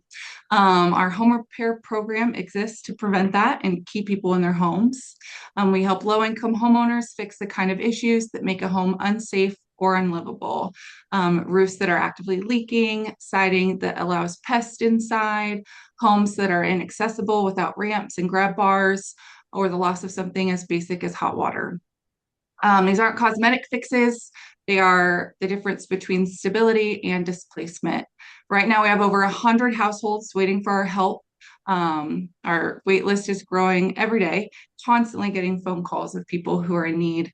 15 of them on our active wait list right now are in the city limits of Tumwater. And the projects that they're asking help with are major expensive repairs, the kind that if left unaddressed can force someone out of their home. For most of these homeowners, there's no backup plan, no savings to fall back up on, no way to absorb a $10,000 or $20,000 repair. And that's kind of what our average is, about $16,000 per project that we do. So this is why a partnership makes a difference. We've worked with the City of Tumwater on many projects. We've utilized CDBG funding. We understand the requirements. We've always been successful in spending the funds that we're awarded. And so we really look forward to potentially receiving more. Habitat is asking for 200,000. That's what our application has listed. And again, average cost 16,000. Our goal is to help 13 to 16 homes in Tumwater with these funds. The main thing that we see is roof repair. And when we do roof repairs, they have to actively be leaking. And so that's the point where if it doesn't get fixed, we're looking at additional issues, water leaking in, causing internal damage, drywall, sheetrock, insulation, electrical damage, that sort of thing. So by the time they're asking us for help, they're pretty bad shape. So, questions? Thank you, Amanda. Councilmember Jefferson. No questions, no questions. I mean, the need is there. The need is definitely there. Thank you so much for showing up. Mayor Pro Tem Von Holtz. I also do not have any questions, but thank you so much, Amanda. Yeah, thank you. Councilmember Swarthout. I appreciate your work too, and don't have any questions for you. Appreciate what you've been doing. So, Thank you, Amanda. Thank you for your time, and we will be getting back to you soon. All right. Thank you so much. Y'all have a good day. Thank you. Thank you, Charlene, for herding all the cats today, putting people in and putting people out. And we do still have Ty just listening in. Yes. Hello, Ty, listening in. Kelly Adams, where are we at now? All right.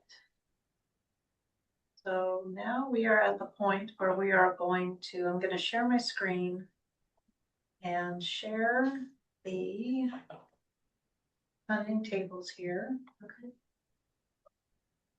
Take a quick pause. I just want to make sure that this works properly, and Zoom is being a little laggy. Zoom's being very weird today. All technology is not my fault. But I think I have Tyler. I think I have everyone, yeah. Everyone that needs to be a panelist is a panelist, correct? Yes. Yeah. Good. Okay, I have an Excel spreadsheet here. Okay. This was what was used in years prior, so I didn't change the format very much. But you see here we have two tabs. We have the public services project requests. Okay. We have here in this column the actual funding requests and the total of the request. Here, make that bigger for me, Kelly. Of course. Please, Charlene, could you reduce the participants? You do that. Just go Just over like the right hands there. right there. There you go. Thank you. Can you maximize that screen? Yeah, thank you. All right. So in this column, we have the funding requests from each of the projects. Okay. This is the total. So for public service projects, we have a total of $302,782. But the maximum that is available and allowable from HUD is $136,666. So that gives us difference of $166,116.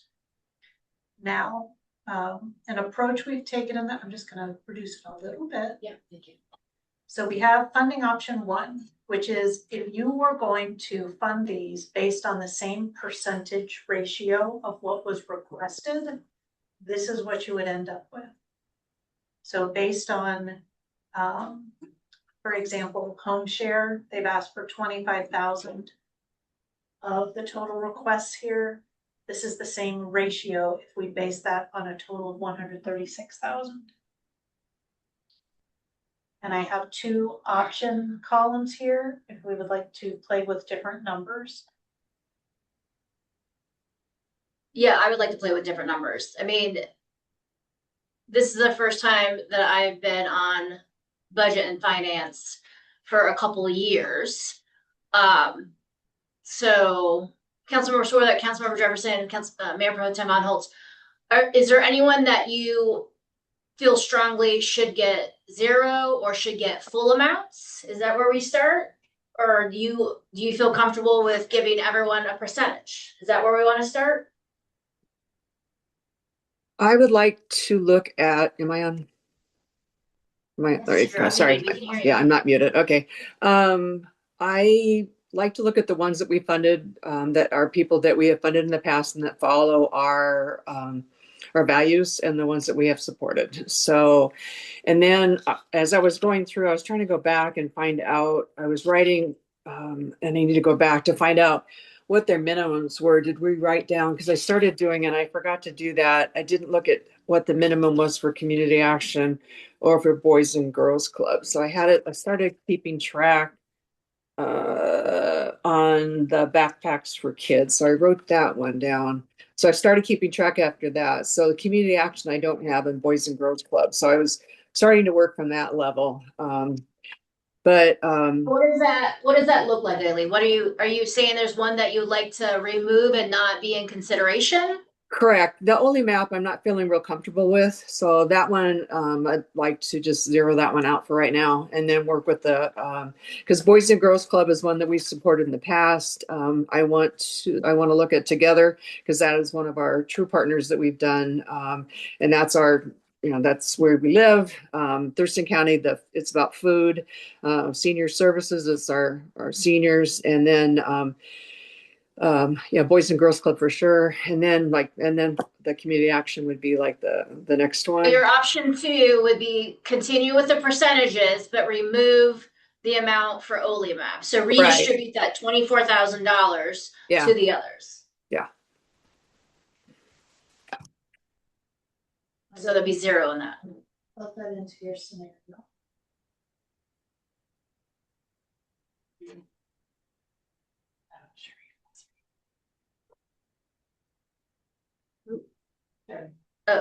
Sharif, you have your hand raised?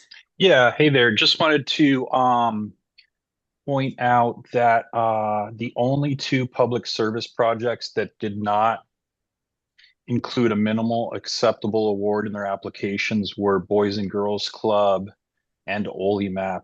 All the other ones did have a minimum acceptable award amount that they included in their projects. Okay. Would you like us to plug those minimal acceptable numbers into the table? Yeah. Okay. Are you comfortable reading those numbers off to me?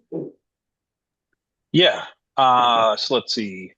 So Community Action Council had a minimum ask of 15,000. Senior Services had a minimal ask of 10,000. Thurston County Food Bank 4 Kids Backpack had a minimum ask of 30,000. Right. And Together had a minimum ask of 25,000.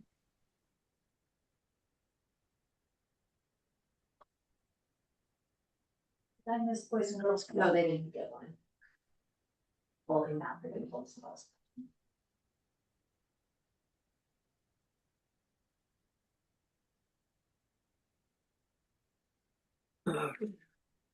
Okay, we're still okay. Still unsure. Okay,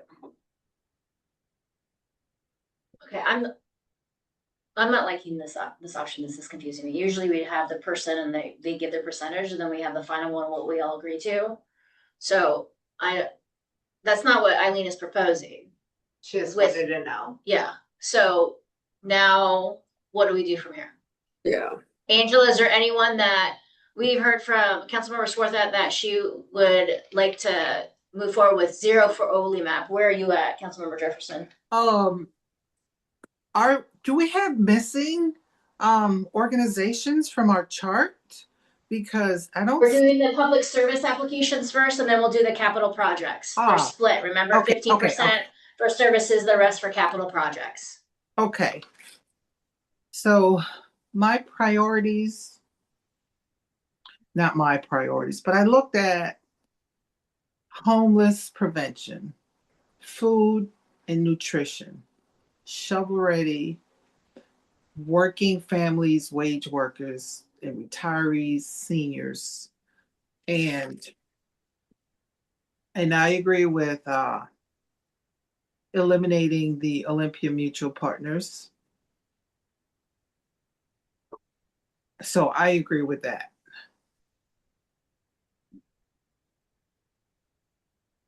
Okay, I agree. Mayor Pro Tem Von Holtz. Thank you, Angela.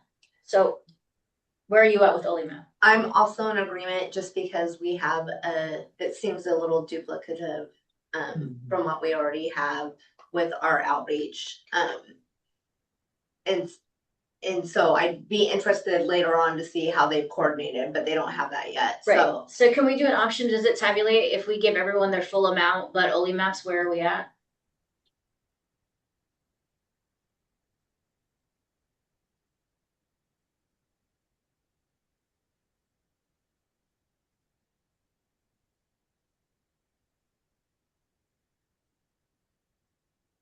So we're over by 110,000.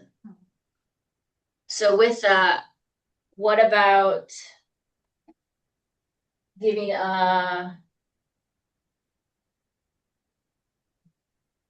you want to do a percentage, or do you want to just do a percentage for one, like reduce, like do a percentage of together, but keep full amount for the food bank, senior services, Boys and Girls, and Community Action Council?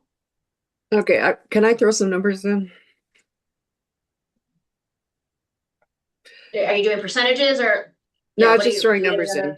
So, so I was looking at, let's see, 60,000 for together, 30,000 for the food bank, 10,000 for senior services, 15,000 for community action council, and then there would be 2166 for the Boys and Girls Club. I can plug those in to this other column, just because these are just working columns, they're not commitments. Yes, I can. I know, don't like that. This. And just Eileen, I guess, how are you getting those numbers? I made them up. Okay. I used the minimums and then also looked at what we have done for the past four together. And so I'm not just making it up, but yeah. For option 4. Because we gave 64, we actually almost gave 65,000 last year for together. So, and we gave 30,000 to the food bank last year. And we gave 16,000 for the home share last year. And we've never given anything to CMAC. So this is the first year to do the CMAC guys. So that's a new one. So I guess that's something we want to talk about that. They are new to the game. Boys and Girls Club, I mean, it just depends on what you guys want to do, because Boys and Girls Club have always been their senior service. We support at Thurston County Food Bank and together. So, if we want to just support the ones that have been with us the longest, then we can look at it that way. But also it would depend on what we want to do about the, CMAC, because we've already limited it only maps because they're. I'm looking at it as how we can best support our community. And so to me, the Boys and Girls Club, it full, because that is not just giving the kids after school meals and all of that. It's giving the parents an opportunity to save on daycare and have, and be able to work a 9 to 5, 8 to 5 job. So that's how I would think of it. Yeah. Together, I mean, I love Together, and also they're starting to have to limit services. Yeah. So, I don't think we should only give them 25,000, but no, that's why I was thinking the 60, just yeah. So if you want to take community action out completely and just, we appreciate that, but we want to concentrate on the ones that Yeah, I had 0 for OLIMAP, 0 for Community Action Council, full for Boys and Girls, full for Senior Services, full for Thurston County Food Bank, and the percentage for Together.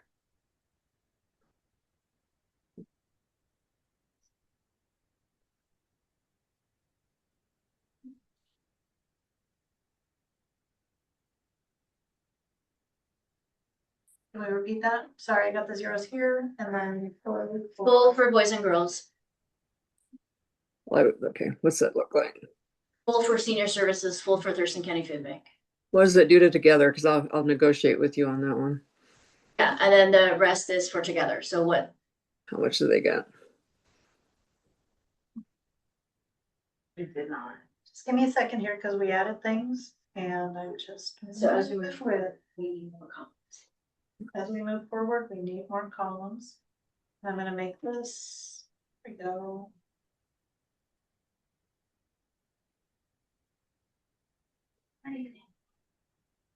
And then this equals. Oh God, we can't do that. It's going to be 19,000. That's not good. We can't give them less than we gave last year. That would be bad berries.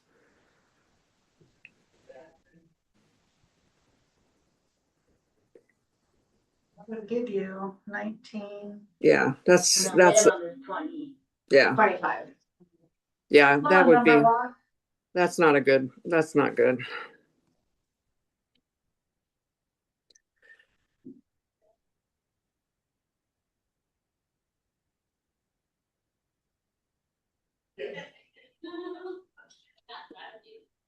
I think the minimum we would have to do. I'm not comfortable with that. We'd at least do. I think it's the minimum for 25 for Together, and then have to adjust the other guys. Okay, I support that. Yeah, Angela, do you support that? I full on for Boys and Girls, and then adjust the other two, please. Thank you. Okay. So keep Boys and Girls the same, and then adjust Senior Services, the food bank to adjust to make sure that Together gets minimum 25. At least their minimum, yeah. Ouch, you guys. Let's see what that looks like. Okay. Let's see what that looks like. Give me a second. I am managing Zoom being in the way here, so just forgive me for one moment. All right. So.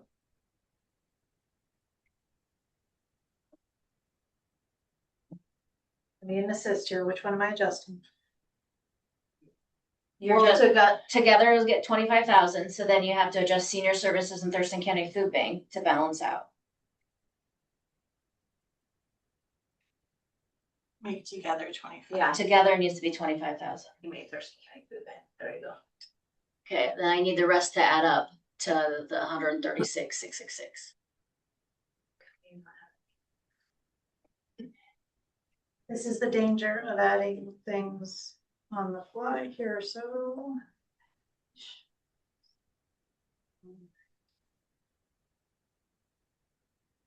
Troy, I volunteer you to do the spreadsheet next time. Okay, so we're good with Boys and Girls Club. We got 0, 0. Say that again, Charlene. You have 9,166 to move around. Okay.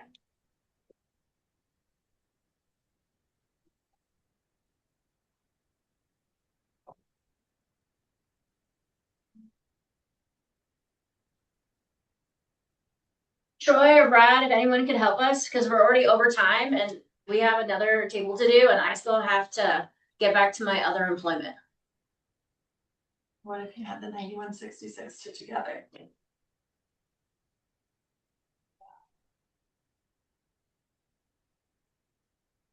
So 34,166. That is not a formula. Okay.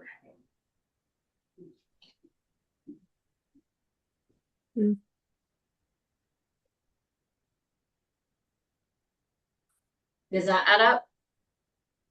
How does everyone, Eileen, say that doesn't add up? You don't want that? Well, it doesn't look right.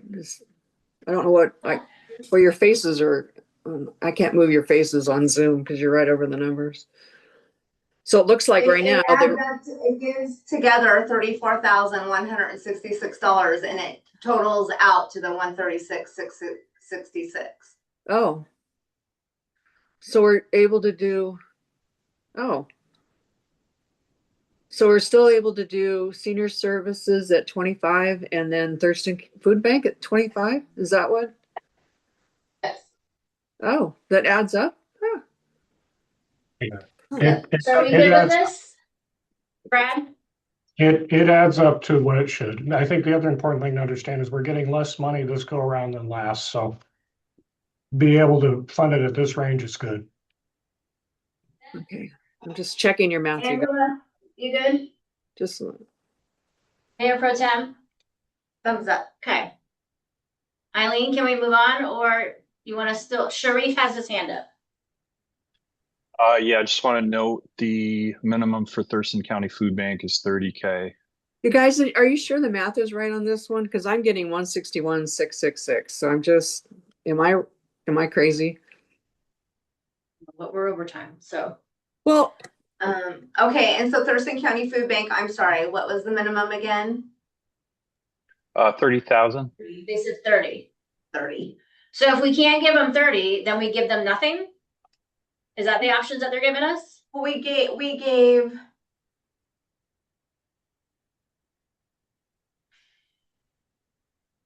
there was 9,000 left over. We gave it to. We gave it to together. together. No, So what I'm if getting we it gave- right. I'm sorry. It all adds up. 34, Okay. 36,666. Yeah, it adds up. What if All we right. split the 9,000? Yes, Eileen. Yes. What if we split the? No, we're good. What if we? Oh my God. Go ahead. What if we split the 9,000 whatever between senior services and together? Whatever it'll add. Does that get us close? Are you saying make senior services 30? Yeah. That would be 29,166 Oh. to 23. Yeah, but senior services, I like the numbers the way they are. I really would rather support together as well. So I really feel bad that we're shorting them as much as we are. So, But and do with you senior not want to- services, the minimum they asked was 10. So I think we're doing well that we're fulfilling their full request at 25. Rafe just said the minimum they asked for was 30. That's Thurston County Oh, Food Bank. Thurston That's County the Food Bank. food, Sorry, the food sorry, bank, sorry. yeah. So if you're going to do anything, then take 5 from senior services and give 30 to the food bank. Okay. Yeah. Perfect. Perfect. All right. Good. Thank you, Eileen. That's perfect. That's All right. good math right there. Thank you. Angelo is good with any iteration, making sure we focus on the ones we're doing. So we're good. Mayor Pro Tem, Councilmember Swarthout. We feel comfortable with this one for public services, knowing that we'll never have enough money and the money is getting less, and this is what we have. Yep. We feel comfortable. Thank you, everyone. Let's go on to the still difficult decision with the capital projects. Yeah. Eileen, what were your thoughts? Okay. So we have more to spend than that they asked for. So that's where we are, right? So who do we want to bless with more money? And I know I wasn't trying to be silly, but it was just that when we were discussing this, we were wondering why people what? Yeah, we have actually less money than they've asked. How do we? They're asking for 598. We have 592. Oh, okay. I'm sorry. When I looked at that before, I thought it was. I'm sorry. Okay, never mind. I thought it was we had more to give away. The ask was less than that they did when I was initially looking at the report. I will stop.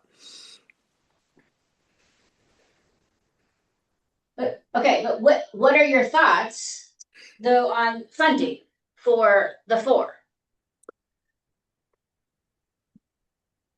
I like the. Let's see. Let me see what they asked. I think I like the way it turned out. Let's see.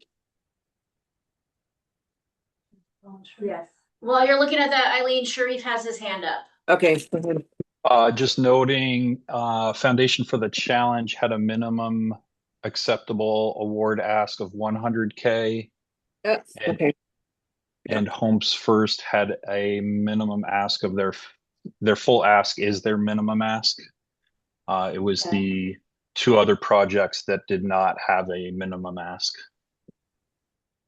Okay. So let's fund those two and then play with the other two at the bottom. So with those guys. I'd actually like to do the opposite. I'd like to fully fund South Puget Sound Habitat for Humanity and Rebuilding Together.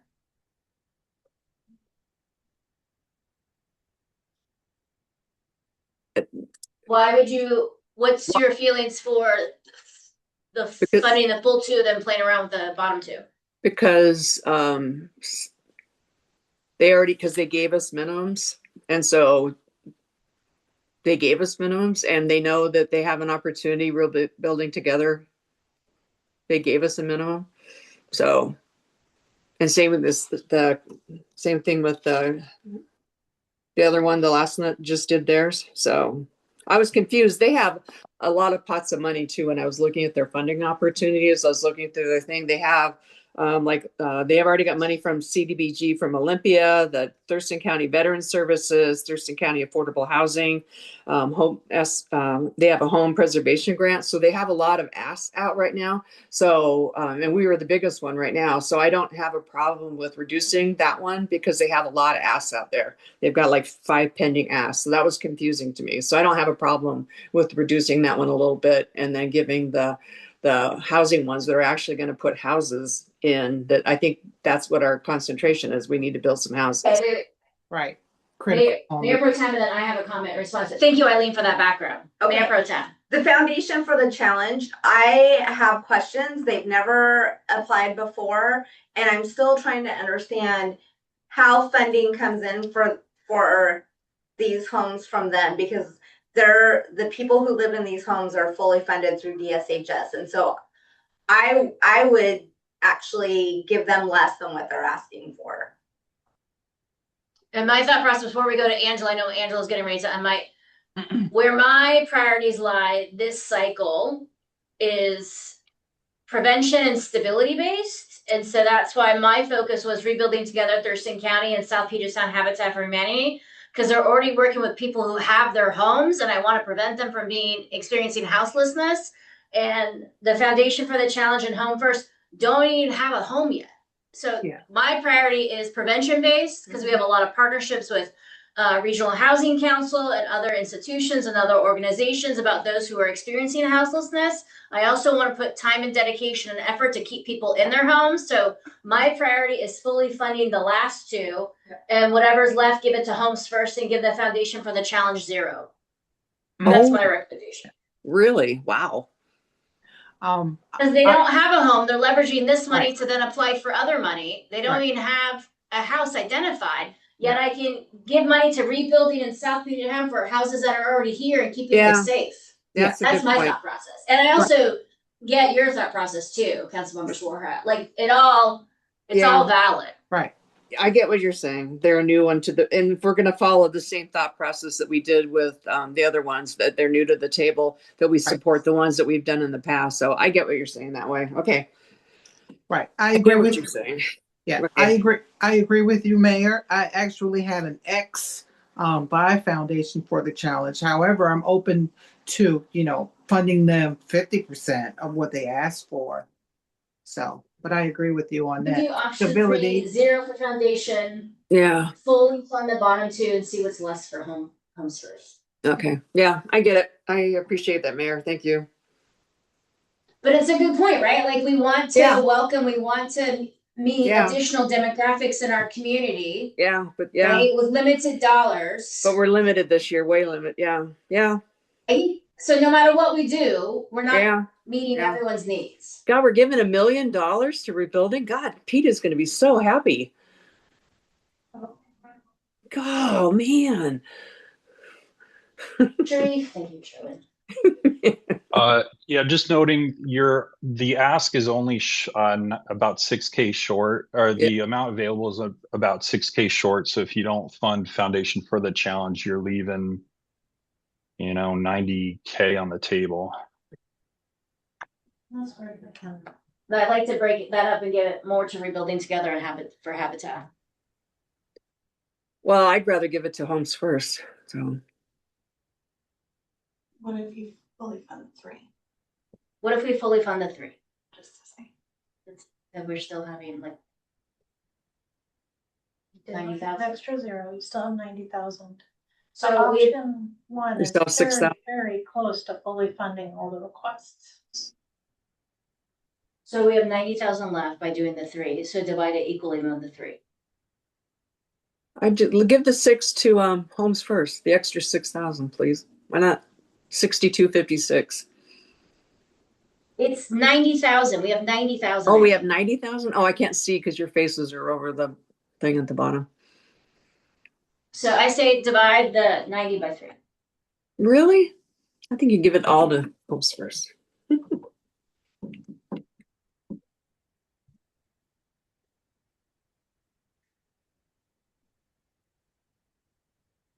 Would be adding 31,248 each of these requests. Yeah, that's one proposal. Eileen would like that 90,000 to go to Homes First. So we have 2 options on the table right now. Angela, Councilmember Jefferson, what are your thoughts? My thoughts are funding Rebuilding Together, Critical Home Repairs, South Puget Sound, and Homes First Survivors. So I would say more for the our bottom 2, because we're hearing about roofs, roofs needing repair, more expensive. So let's give them more of that. So Charlene said that'd be 45,000. So that's one option. So we have Eileen's proposal, more to Homes First. We have Angela's proposal, more to the bottom 2, because more homes and more people will be touched. Mhm. Mayor Pro Tem. I agree. If Homes First already had a home and they don't. So we already have a backlog. I think Pete was saying of 50 homes in Thurston County. I'm sure South Puget Sound Habitat for Humanity also has a backlog. So I think this would help them get all these fixes done and keep people in their homes. So full amount to Homes First, and then full amount for rebuilding in South Puget Sound, and add 45,000. Add 46,872. Thank you, Charlotte. You want to come Yes. do this? I'm needing some assistance here because I'm trying to keep up with the numbers and the typing.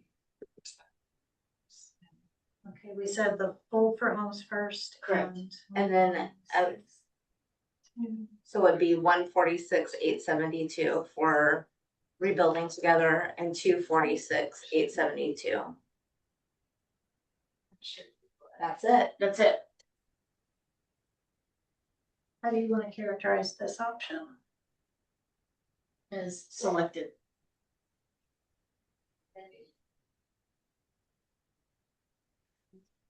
We're $2 off. Or $2 off. So they get 71 and 71. Yeah.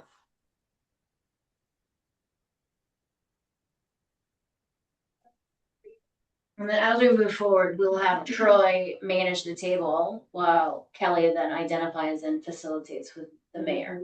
Okay. Great job, Assistant City Administrator. I mean, I feel like she is not cursing our existence that much, just a little bit. You Okay, guys, what are our thoughts? I don't know. I'm not happy about home. I would like to see more go to them, but that's just me. Go So, to who? Homes First? I did. Even though they don't even have a home to buy?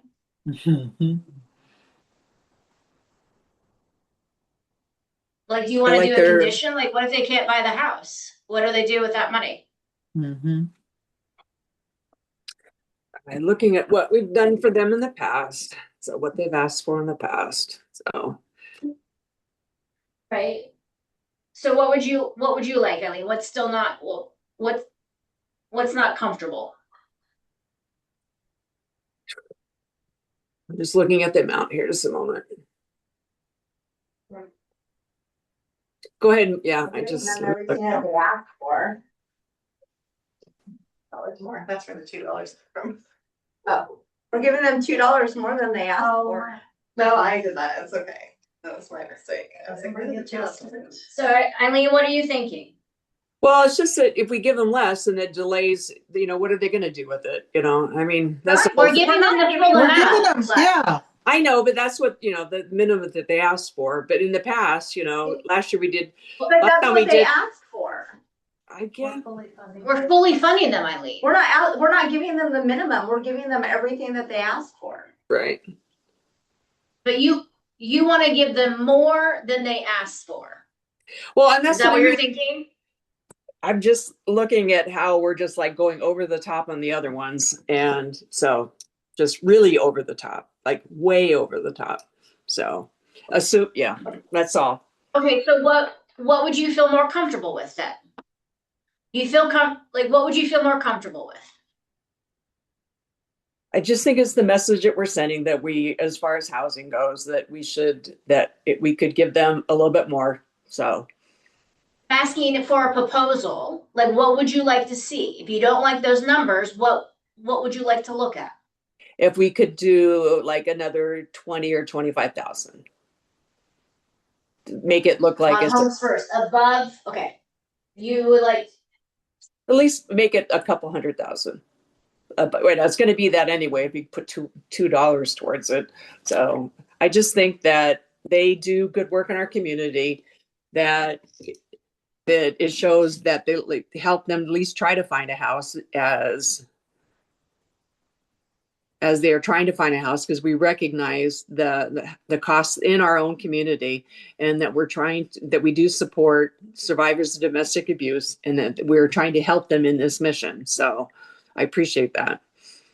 I'd like to propose an additional 25,000 to Homes First, or 25,000 each from Rebuilding and Habitat. No, just take like 10 from each of those, 10 from the Rebuilding and 10 from the Habitat, and put 20,000 towards Homes First, just as a sign of good faith. One moment, Councilmember Swarthout. How are we feeling about that? Do you want me to do that here? Yes. So 10,000 here would make this that. 10,000 here would make this that. And then I'm adding 20,000 here.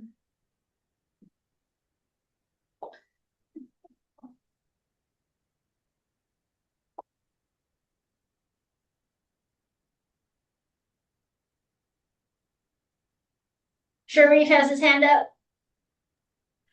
Hey, so just thought it probably would be worth providing some additional context. Rebuilding Together. So, one question in my mind, and I'm happy to do some outreach kind of either later today or early next week to kind of feel out whether Rebuilding Together and Habitat, feel confident being able to spend down this larger award than what they asked in a timely manner. Mm-hmm. Rebuilding Together still has not spent down their PY24 funds. Neither has Homes First. Homes First actually is just about to start work next month on their PY24 home rehab. And so, I think at least for the county, there's some questions about kind of the timely drawdown of funds that, these awards may kind of raise. So just putting that context out there. And again, happy to kind of do some follow-ups today or early next week, and then follow up with Kelly regarding any conversations I have with these agencies and kind of their sense about Feel free to do that conversation. I know for the Rebuilding Together, that kerfluffle with the $30,000 that's remaining is because of the restrictions of doing that roof and tumwater because of proximity to a brownfield site. So that's not a Rebuilding Together issue. I feel like that was a federal issue, but there's enough homes and the backlog of the facilities and the roofs that they wouldn't do it. So that's what I heard. So is that what you're referring to? Or you're questioning that they have the capacity to actually fund the projects and do the work? Yeah, I'm not sure about, I don't have a sense one way or another whether they have the capacity and ability to use, those additional funds. Rebuilding Together did have, you know, a lot of approved projects that they could have spent down those funds besides that one project that, you know, you raised. But again, you know, happy to have kind of conversations with them and follow up with you all as early as possible. And then I think with Homes First, it just begs the question again yet, because it costs so much to, you know, we're not giving them enough to find a house because we gave them $245,000 for low income, clean and sober housing. So good luck, you know, trying to find something, you know, and cobble enough funding together to find a house that you could afford. So I think it makes it more difficult for them that they have to cobble together funding. So I'm just saying, I don't know, Sharif, that was the reason, but I'm just, it's a struggle. So if we don't give them enough, it makes it harder from the other end of it. So, and then South Puget Sound Habitat for Humanity, they've got, I said, like, when you look at their application, they've got like a whole gob of funding resources out there.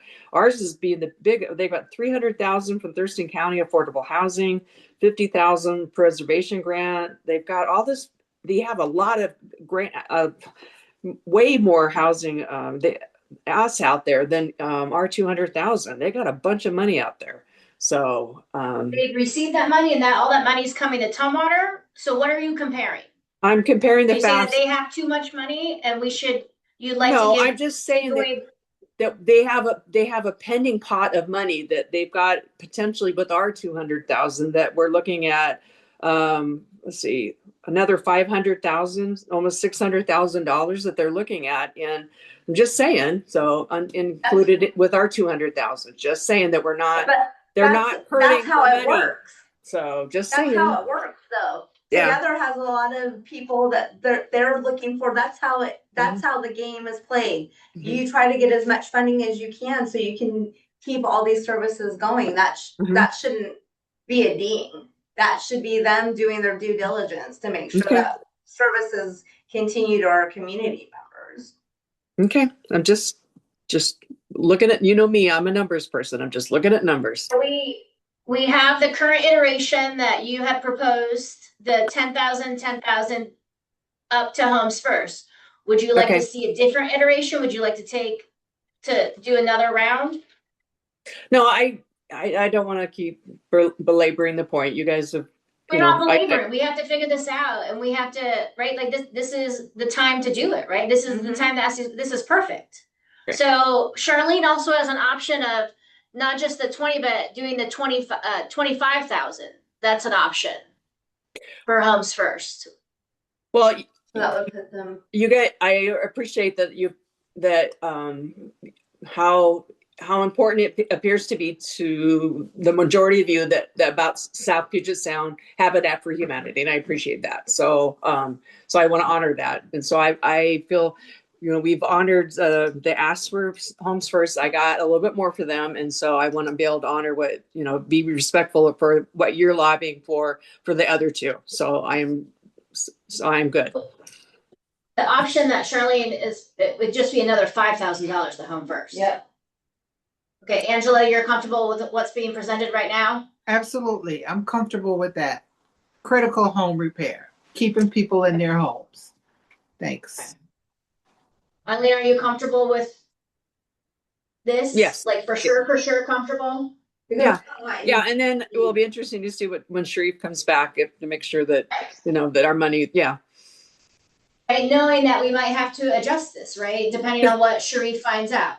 Because that's happened in the past. And one time we awarded the money to with the regional housing, and then they weren't able to do it. So that was what happened. And we ended up doing the buy down on the townhomes buy down. So we ended up having to revisit this. So it's not unusual. So yeah, I'm good.